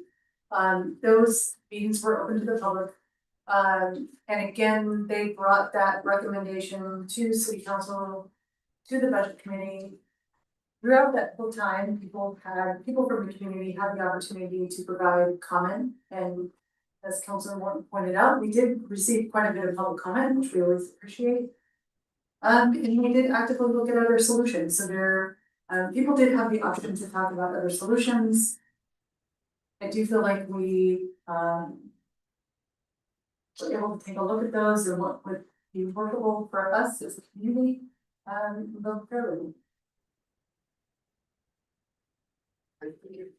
I'd just like to say, I started this whole thing, on the budget committee, a few years back, and I was out there on Sunday mornings with Shannon, holding my signs saying, support our levy, support our parks and museum and library.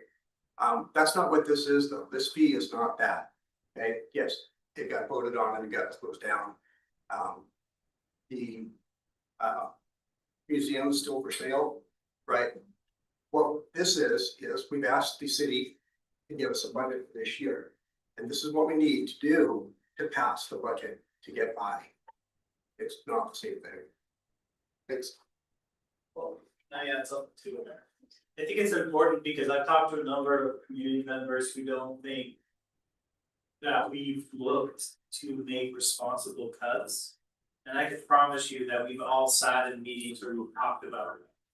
And we're attempting to sell parks, and we're attempting to sell a museum.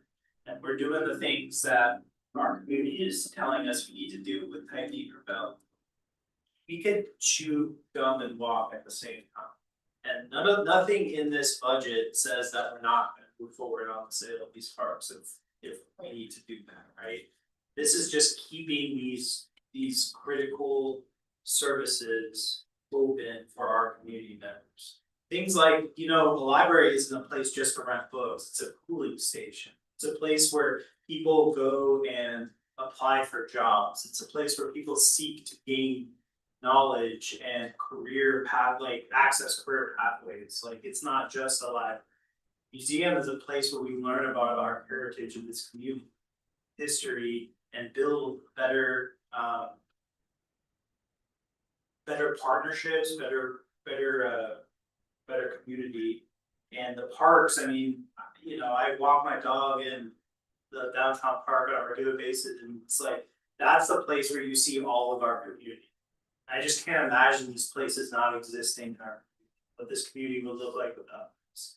And I just think it's really important for our constituents to hear that we hear what their concerns, we're taking them seriously, and this is what we need to continue what we know they want. And keep these critical services open. Thank you. And I think to that point, we know that we have a lot of work ahead of us. We cannot cut our way out of this budget situation. And again, not trying to deflect or not trying to say, but other communities, I mean, we reach out to other communities and are like, what are you doing? What solutions are you trying to do? Everyone is kind of in this same exact situation, or in the same conversations. Again, we cannot cut our way out of this deficit necessarily. And also frankly, housing with the way that is right now, there's not a lot of building going on throughout the state. We've been hearing that time and again from our partners. Nobody has building going on, or very, very little building going on. We're actually fortunate that we do have some, that is occurring right now. Our best bet is to look at commercial and industrial expansion. That is where we are going to be able to increase our tax base. And so we know we have a lot of work ahead of us. This is literally putting us on life support until we can get some of that hopefully in motion. It doesn't happen overnight. So I'm feeling optimistic that we have some good things happening in our community. I know we have good things happening in our community. Some of it is outside of the control, we can't control what the economy is doing right now, but we can position ourselves very well so that when things do start moving again, we are ready and poised and acting on it right away. So again, I appreciate the comments that this is not just the same thing as the levy. This is a completely different look at what do we need to do to frankly protect the investments that we have already put into place. For us, if we were to close the library and then to have to remobilize that to open it up again is extremely cost prohibitive. So there are costs that we as a council are looking at that are not just short-term right now costs. Costs that we would incur in the future, and that frankly, it would be less expensive for us to have a fee in place to balance that out. So again, I really appreciate that these are complicated, difficult conversations. They're not ones that we make in a vacuum. And we are looking at kind of the holistic benefit for our community. Just quickly, because I agree with most of what everybody said. I don't believe there was bias on the mayor's task force. I believe these were people who came with sincere intention.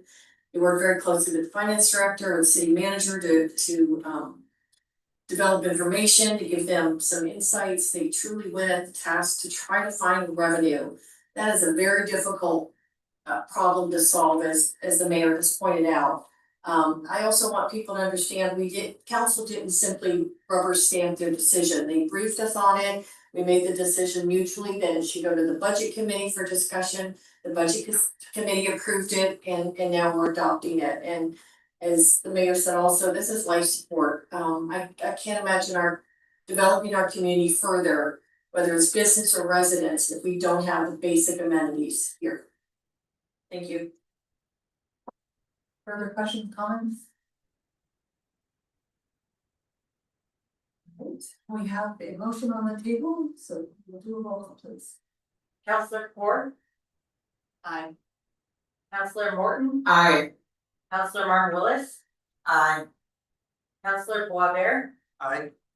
Counselor Roden, opposed. Counselor Source. Aye.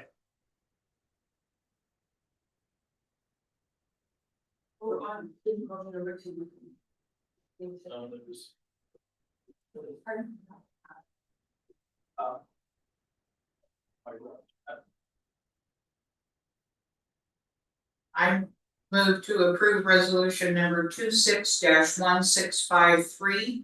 Is that correct? A resolution to elect to receive state revenues for fiscal year 2026-27. Second. We have a motion by Councilor Morton and a second by Councilor Martin Willis. And I guess point of order, do we have the correct motion? Yes, it was correct resolution. Yes, the agenda was incorrect. Okay.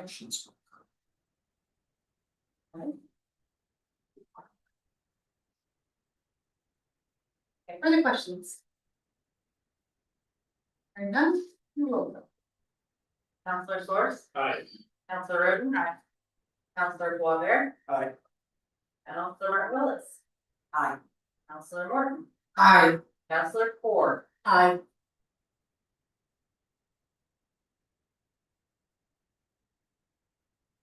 To. Good pass, sorry, I was. Yes, sorry, yes. I was in city manager mode, sorry. I know, Sorry. that's all right. Then you're good to go. Thank you. Okay. Next item on the agenda.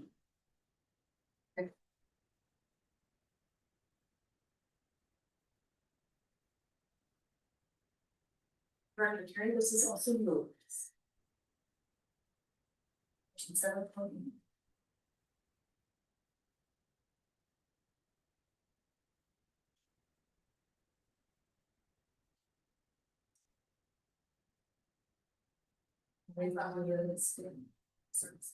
No, wait, you see, Director Carey, sorry, that's what I was looking for, I think it's mine next.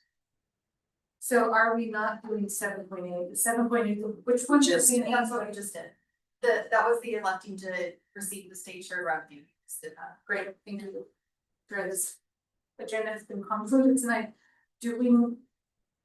I guess I'm asking specifically, this is a question, clarification question for Counselor, or sorry. Just a moment, you. City Manager West. To reschedule the resolution. I wanna That make sure is- that procedurally I'm not getting off track. You are not, Okay, that would be perfect. 7.11, Okay, thank you. of course. I wanna make sure we're not in something that. We're not considering urban renewal. The urban renewal is, I believe, after this meeting. Yes, separate. Yeah, this is separate, you'll be the board at that particular point in time. If you're ready, I can go, it's Yes, my turn. thank you. Yes, It's your okay, turn. it is Thank my you. turn. All right, you've gone through the process of getting the budget adopted. And the next step in the fee process is to adopt an ordinance. Now, that's what I brought to you today. I have a very long, because you know me and I like to talk. I have a very, very long document that I'm gonna cut down, okay? So, purpose tonight is to consider the ordinance establishing a community services and parks fee. We'll talk about the sum later, but because I know everyone's interested, the sum is $19.65 per month with $11.50 for community services and $8.15 for parks. Now, of note, within that is the consideration that the public safety fee is reducing from $17 to $10. So what we're looking at is a $12.65 increase per month. Again, we'll talk about that at item 7.10. You've already talked about the fact that this was included in the budget and there was an ad hoc committee. You've also discussed that it is intended to address long-standing structural deficit in the general fund, to provide support for the community services. You also talked about Measure 5 and 50. Now I bring all of this up because, as you know, we go back, our community looks at what we talk about and they look at each different part. And I'm just bringing these points up so that they can understand you talked about them while you were talking about the budget. You also talked about many cities had adopted service fees. They did this when Measure 5 and 50 went into effect or shortly thereafter, understanding what the problem was going to be. We haven't done that. The first time we put in place a true fee was the public safety fee. So this is the second opportunity to put in a fee to protect the services that you were discussing. We talked about in the work session how we got here. And we, as the mayor said, we were technically receiving this fee, right, through the utility fund. And when we removed those fees and went to a calculation of the allocation, it did two things. We saw two things. One, the money that was supposed to go to water and sewer and streets remained in water, sewer, and streets. And storm, I always forget storm. And those funds are now able to do the projects that they were unable to do before. Because of the revenue being wholly kept within that fund. The other thing it did is it showed us the unfortunate structural deficit that had been hidden because of the money coming over. And that deficit is in the general fund. This is what you're working on correcting. This is what S&P in the work session we discussed is giving us credit for doing, is correcting, moving forward, following the path. This is the next step in that path. So you need to put this, if you choose to go forward with the fee, you'll need to put in the ordinance. And in order to do that, you have to go through the process of discussing the ordinance. Then Mayor Kate will request public comment if there is any. And then you have correct motions in there. My page is different than your page. Amanda, what page is theirs on? That's 390 that I'm on. On page 390. I've shortened this up a lot, so if you have any questions, I'm more than happy to answer. Do we have any questions of staff? All right. Yes, I do. Okay. Thank you, Mayor. City Manager West, of the folks that you did, of the cities that you did research on that are comparable, what are the fees that they've implemented, like, costs, like, are we comparable to other communities for their public safety fee, or are we comparable to this proposed community service fee? So you know what's really interesting you would ask that, Councilor Source. Steve Donovan, who was here earlier, he works on rates and fees. And I've worked with Steve for, I guess, a decade now, or darn close. And I'm only 25, so that's pretty good. And he commented that Fairview just recently passed fees. $35 for a public safety fee. $35. And $15 just for parks. Corvallis has a litany of fees, right? We are very, very, very linked to this game. We did not put fees in place again because of pulling money over. This structural deficit was hidden. We are not, it's very hard. I'm almost comparing apples to oranges because our need is different, right? We know what it costs us to have a library and to have parks. We know what it costs us to have a police force. And that's what we're focusing on. But if you wanted my opinion, which I rarely give, it is on par generally to lower than many others.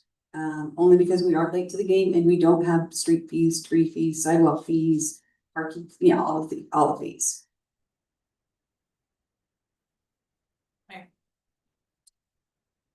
So you keep saying we stopped pulling money over. Mm-hmm. Is there any way to look at the fees in water and sewer bills and reduce those to a bill that accurately reflects what people are using instead of what we have with this base rate, especially on water, the high base rate. Could we look at those and adjust those and say, look, we're gonna have this fee, but we're gonna try to look at our bills to see if we can reduce these bills, because we're no longer pulling money from this. It's a two-part question, Counselor, and if it's okay, Council and Mayor, I'll answer one part and I'll ask Director Fisher to answer the other part. So that is, the two parts of that question, Counselor, is one, do we have more money than we need in the water fund? Which sounds like, did we get a windfall? So when we quit pulling money from water and sewer and putting it in general fund, did that leave a windfall or excess in water and sewer? That's the first part of that question, and the answer is no, we didn't. Because during the time that this money was being pulled from water, sewer, and storm, there was not enough money in water, sewer, storm, and streets to do the maintenance, to do the improvements, to hire the people that we needed. And so those didn't go away. The need for a new water line in 2012 didn't go away. It just got worse. And so all of the money that we're collecting now is going to be being used for current projects, but also for those projects that we couldn't do because there wasn't enough money in water and sewer because it had been taken from water and sewer and put in the general fund. So that's part one of your question. There's no excess because we're using that to do the things we couldn't do, plus the things that we need to do because we're growing. And as we found out with S&P, now that we're forecasting those things that we know we have to do into the future. The second part of your question is, can we change the rate structure? And I'm going to turn to Director Fisher to answer that. And the only other thing that I would add to that is that the money that wasn't going over to general fund has basically been consumed with backlog maintenance, replacing worn out pumps, doing a whole bunch of work that basically got kicked to the curb for about 10-15 years. Once we were able to catch up with that and we were able to start focusing on projects, getting our master plans updated, then the money that we get in is wholly going to doing capital projects, replacing old stuff and building capacity for new stuff. So that's kind of part one. Part two, we talked about this, the water fund. After this next fiscal year, you'll be able to, because they're on a, I want to say it's like a 3.5%. Please give me a second. Water rates are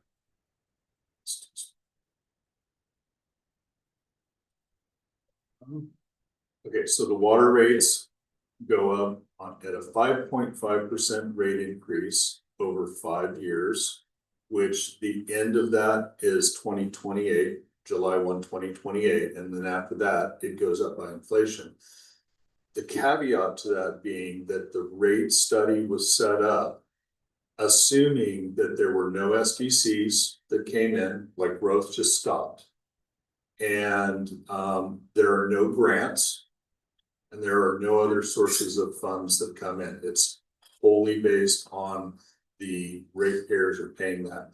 As we get grants in, as we get SDCs in and we're able to use SDCs and that other cash to do the projects, annually you can look at, do we need to make that 5.5% increase? So after this next fiscal year, you're going to pay off 2 debts, which is going to save you over $100,000 in interest payments to banks.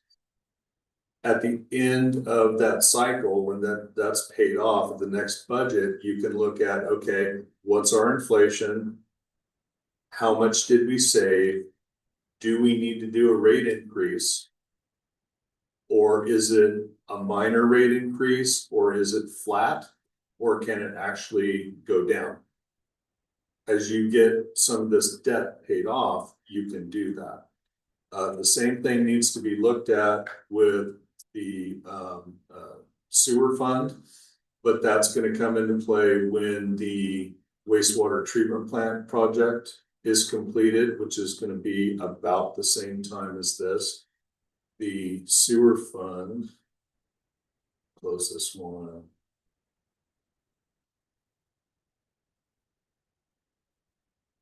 Sewer fees were going up at 3.5%. That's a 3.5 that I was talking about before. And that one ends. The increases in July 1, 2027, and they're based on inflation after that. Okay, so your wastewater treatment plant is going to be done shortly after this. You can look at whether or not you need to do an inflation increase, or because of the grants that we got for the wastewater treatment plant, which was about 5.75 million out of the, and another 2 million, so 7.75 out of the total 13.5. Now the rates that we're assuming a huge cost has dropped down, plus the SDCs that we get in for the new housing, that will also drop it. So it's not something that you set and forget. Every year I look at this with the finance director and the city manager to say, okay, do we need to keep following this, and when can we cut it off? And we're constantly kind of projecting out. So you can look at that in the near future about either going flat, reducing, or if it is an increase, it might be a very small one that isn't even tied to inflation. Does that make sense?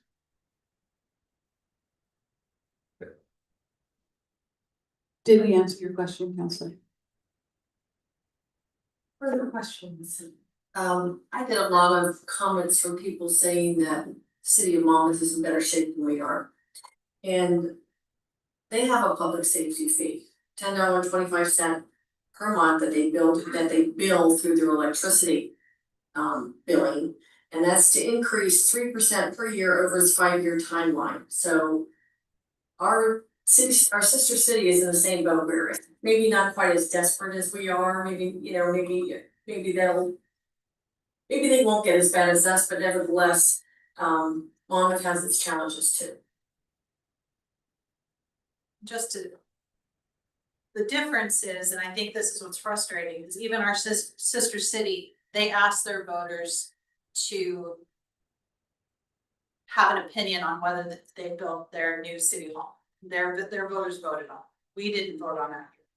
We had a levy here that did not pass, and then we're having this fee that's being added onto ours. So I know there's lots of debate saying one has nothing to do with the other, but in a lot of people's minds, because the levy failed, we're backdooring this fee. And that's frustrating to a lot of people who are living paycheck to paycheck. And that is what our community is right now, unfortunately, living paycheck to paycheck. So while it might not seem like a lot of money to some people, the water bill is an extremely sensitive subject to many people. Other questions, comments? Action item. I move to read the proposed ordinance 1639 as full in text. And the text is contained in the city council packet for the first time. Second. We have a motion by Councilor Boisvert, a second by Councilor Martin Lewis. Any comments? Roll call please. Councilor Source, Aye. Councilor Roden, opposed. Councilor Boisvert, Aye. Councilor Martin Willis. Aye. Councilor Morton, Aye. Councilor Ford. Aye. Not having unanimous decision. We still need to read. An ordinance adopting Independence Municipal Code, Chapter 2, Administration, Article 8, Service Fees, and amending Independence Municipal Code 34-400, Utility Service Zone, ordinance number 1639. As this did not pass unanimously, council, as you know, and I'm saying this so that, of course, the community knows, this matter will come back to you on June 23rd, which is the 4th Tuesday, for consideration and a potential second reading. Also, Mayor, at this point in time, it adjusts what we do with 7.11. If you would like to address your council. Yes, so. Because this did not pass unanimously, we do need to have a motion to reschedule resolution number 26-1657 to the June 23rd city council meeting. So moved. Second. We have a motion, it was moved by Council Martin Lewis and a second by Council Moore. Questions or comments? Roll call please. Counselor North. Aye. Counselor Roden. Aye. Counselor Boisvert. Aye. Counselor Martin Willis. Aye. Counselor Morton. Aye. Counselor Gordon. Aye. Thank you, Council. Alright. Thank you for bearing with us on that. That was a long agenda tonight. But we're not done, because we're gonna go back to 7:10. Perfect. It's a long This is agenda. a very convoluted. It is a very convoluted agenda, agenda and I appreciate all of the council's grace and the community's grace. As you know, our incredible city recorder is at a conference. And so Amanda and Jason, it's taking two people to fill in for the one. And she was rushing to get out, so, you know, some of those things that we just Yes. discombobulated. We're getting through it. We're getting through it. Yes. Okay, so I'm gonna make this one as short as possible. This resolution, hang on. No, I'm discombobulating, you guys. Hang on. Let me get to it.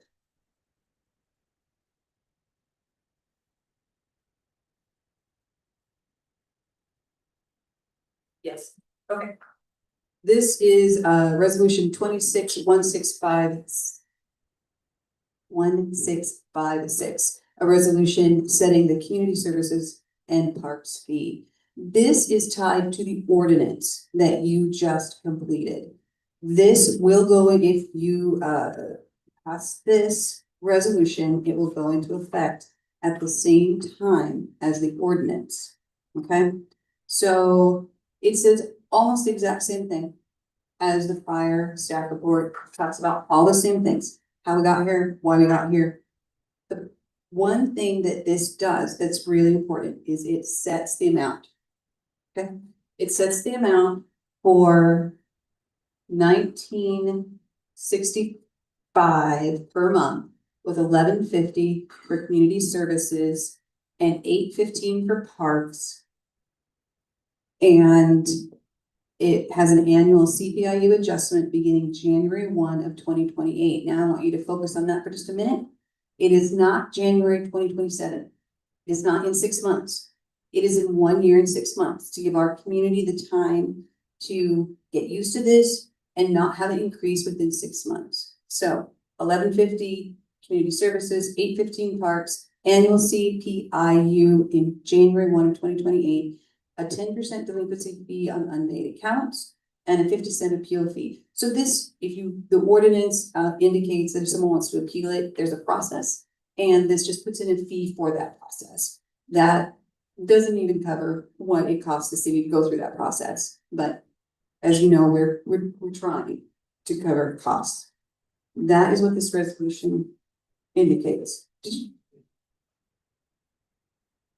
Did I say 50 cents? I'm so sorry, Council, $50. Thank you, Truman. I have a question. Yes, ma'am. I must be reading this wrong. We're not gonna start the fees until January 1st of 2028, but our budget for this next fiscal year depends on the fees. Am I looking at this wrong? It is a little confusing, Counselor. We will, if the ordinance passes, if the fee will start in July, but we increase it based upon CPIU, so Consumer Price Index. The normal time would be January 1 of 2027.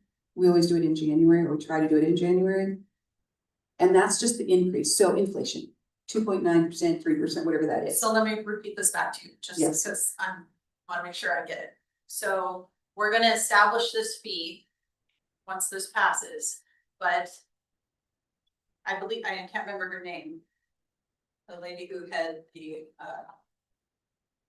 committee looking for this, Erin said that this fee may not be enough. So you're saying if we pass this, we may have to increase or decrease the fee based on the CPIU, and but that won't occur until January 1 of 2020. All of our public safety fee is set up like this, pretty much everything we do is set up like this. So what happens is if we put in a fee, so let me think here. When we come to you and we say that our police officers, our staff, our public works have a cost of living increase, that's on an annual basis, right? And it is based upon usually CPIU, the consumer price index, right? If we didn't do that, then their salaries would just be one level forever and it would stagnate. When we put in a fee, sometimes when we put in cost fees, we put in an increase, just like a COLA. Because if we put in a fee for say $10 and it's only $10 and it stays $10 for the next 30 years, in 30 years it's worth $2.50. So we put it in on an annual basis, usually in January, for an increase based upon what the consumer price index is at that point in time, just like we do COLA. So you could change it at that time, just like. It will change automatic. Okay. But it wouldn't be like this, Wouldn't go. this fee that we're doing right now adds a position to the library. It doesn't just maintain it, it adds a position to the library. So if we decide in January 1st of 2028, we need more staff at the library, could that increase also occur, or is this just based on inflation? That is just based on inflation. CPIU is just on inflation, counselor. I'm sorry for the confusion. Further questions, clarifications? For that, before it adjusts for CPI, can you bring it back to council for just an update so we fully understand the rationale behind the CPI adjustment? Is that a request? So when the resolution goes into place, it will automatically adjust. However, what I'm hearing, and I'm just clarifying, is that before it automatically adjusts, you would like an informational update? Yes. Absolutely. I wanna know how it's working and I wanna know what the adjustment is. And inflation's inflation, but.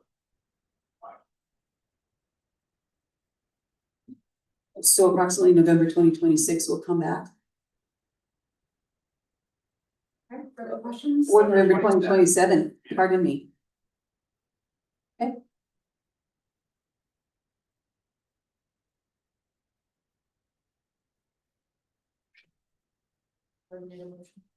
I move to adopt resolution 26-1653, a resolution setting the community services and parks fee. I've got 1656 on the written. What did I say? It's 3. Oh, Jesus. 1656. Let me restate my motion. I move to adopt resolution 26-1656, a resolution setting the community services and parks fee.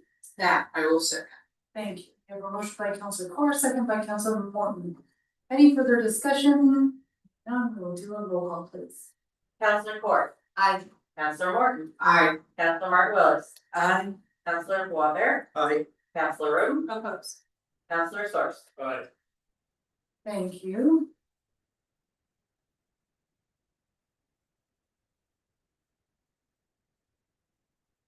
Is that enough numbers for tonight? Yes, so you rescheduled item 7.11. Now we go to council announcements where I think Councilor Source had my net update. Yes. Just spent this entire time getting ready for that. I didn't. You don't have to. Well, just real quick, I just wanted to just make sure people know that we met earlier, at the very end of May and adopted a budget. All the debt payments are scheduled to be on time. They've actually been approached on a few properties in West Salem. whether that be in their interest to really seriously consider expanding out there or not is up to Minnet. But it is very clear that their service is very desired in more than where they're currently providing services, which is great news for our communities. And again, I know that it's a fluid situation, but I would love to have Minnet come and talk about the debt payment schedule. One more note, I think it's like 8 years of payments or so. But we're starting to have conversations about what does Minnet look like post payments, which is a very exciting conversation to have. And I hope, and I know that PJ and his team are starting to really think about that. And I really am looking forward to seeing what they do. And back what they owe to the community. Thank you, Mayor. I have one, and this is really hard for me to do, so I apologize if I'm a little sweaty. But I feel like I have to do this for my own public safety, so bear with me. For more than a year, I've become aware of reports and communications that Counselor Shankur has discussed me and sought information about my personal affairs from my ex-husband and members of his family. We've been divorced for 13 years. And he doesn't live in this community. Based on this information that has been brought to me, these discussions involve matters such as my income, child support, where I'm about when I'm out of town, my activities, information concerning my children, and whether or not they are home with me or gone. I've also observed these public comments on Facebooks and statements that appear to reference the knowledge of my whereabouts and whether I'm at home or away with my children. Regardless of the intent, these circumstances are deeply unsettling to me and have caused significant distress. This effect has left me feeling as though my private life is being monitored and discussed in ways that are inappropriate and unnecessary. As a public official, I understand that scrutiny and disagreement are part of serving the community. However, there is a clear distinction between examining a public official's action and discussing their private and personal matters. I've had my house vandalized twice. I've had my campaign signs vandalized. And whether or not I'm at home with my kids or not should not be put on public forums. My personal life has no bearing on the duties as an elected official and should not be subject to inquiry and discussion, particularly with individuals who are not constituents or residents of Independence. This effect has actions that extend beyond my personal discomfort. When elected officials believe that their private lives, family activities, and personal information may become subjects of ongoing discussion or investigation, it creates a chilling effect on public service. It discourages qualified individuals from seeking office and undermines the respectful environment necessary for local government to function effectively. Throughout much of my time on council, I found myself responding to complaints, investigation, and allegations. This continued focus on my personal life only compounds those burdens and distracts the work for me serving my community. Most importantly, these circumstances raise concerns about the safety and privacy of my family. Public discussion or dissemination of information regarding my personal whereabouts, family activities, personal circumstances can create unnecessary risks. As a parent, I find it frightening when comments or statements suggest when I'm away from home and whether or not my kids are. The impact has been significant. I've altered aspects of my daily life because of these concerns. I've avoided some activities such as walking my dog. I've chosen not to attend public meetings and events that I otherwise would have enjoyed participating in. No elected official should feel compelled to withdraw from community life out of concern for their privacy or their family safety. I respectfully request that appropriate boundaries be observed between matters of public governance and matters of private life. Political disagreement and public discourse should remain focused on policy, governance, and issues that affect the citizens of Independence, not the personal circumstances of elected officials or their families. Every member of our community deserves to feel safe, respected, and free from harassment. I ask that these concerns be taken seriously and steps be taken to ensure that personal matters remain private and all elected officials, all of us, are treated with professionalism and dignity and respect that we just. Thank you, Councilor Court. I wanna first wish everybody a happy Pride Month, and I wanna give the city of Monmouth credit for putting on a really great event this last weekend, despite the rain and the wind.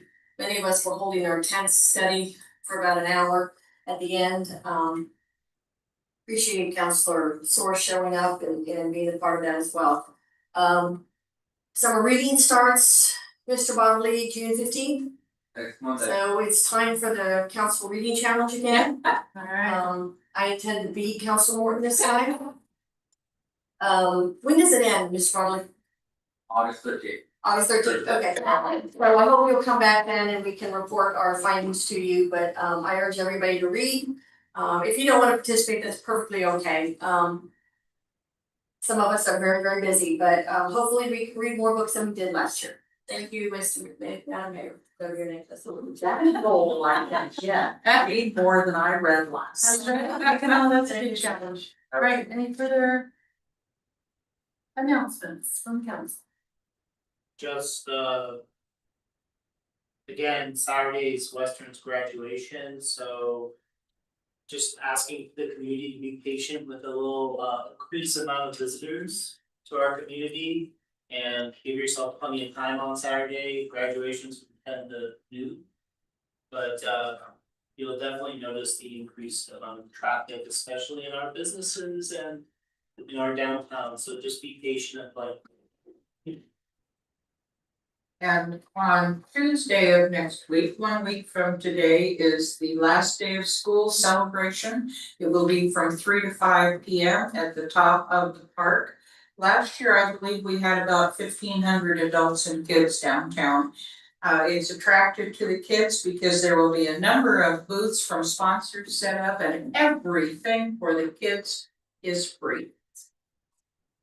I'd also be remiss if I didn't put in a plug for Friends of Community Parks. Tickets for the 4th of July event, any days are available at the website, friendsofcommunityparks.org. I don't know what else. And yes, you can sign up for, be a volunteer or sponsor, the Duck Derby, and you can buy your tickets up until the 20th of this month. It'll be, half price until the 20th for the, 4th of July and the 3rd. We are ready to adjourn at 8:20 p.m. Thank you for a long meeting. Thank you, council, for your time tonight. And we do need to open a URA meeting. Yeah. Really quick. You are to adopt the URA budget. It should just take a minute. So close. You were very close, but I can't let you leave yet. I'm sorry. I know.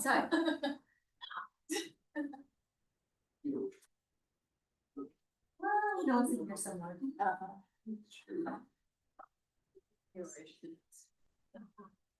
All right, we are going to call together councilors at 8:20 p.m. the Urban Renewal Agency meeting. Roll call. Councilor Soar. Present. Councilor Roden. Here. Councilor Boisvert. Here. Mayor Swartzler. Here. Willis. Here. Councilor Morton. Here. Councilor Ford. I'm here. All right, thank you. We have meeting minutes to review from our last regular meeting of March 10th, 2026. I move to approve the minutes of March the 10th, 2026. Second. We have a motion by Councilor Martin Willis and a second by Councilor Porter. Any questions, comments? Hearing none, we'll do a roll call, please. Councilor Ford. Aye. Councilor Morton. Aye. Councilor Martin Willis. Aye. Councilor Boisvert. Aye. Councilor Roden. Aye. Councilor Soar. Thank you. Do we have any visitor public comments? Hearing none, we have no unfinished business and new business. Handing it over to budget adoption, and Director Carey will lead the way. Thank you, Mayor and Council. One more real quick. So before you, we have the 26-27 Urban Renewal Agency budget and related transactions. Those were brought to the Urban Renewal Budget Committee in April and May. It was approved on May 6th. The next step in the process requires the agency board to adopt the budget no later than June 30th. Any questions for Steph? No, this is an action item. I move to approve resolution number 2026-01, a resolution adopting the Independence Urban Renewal Agency budget for fiscal year 2026-27 in the sum of $1,611,592 to approve appropriations in the amount of $1,611,592 and to declare and certify the maximum tax increment that may be raised. Second. We have a motion by Counselor Court and a second by Counselor Morton. Further questions, comments?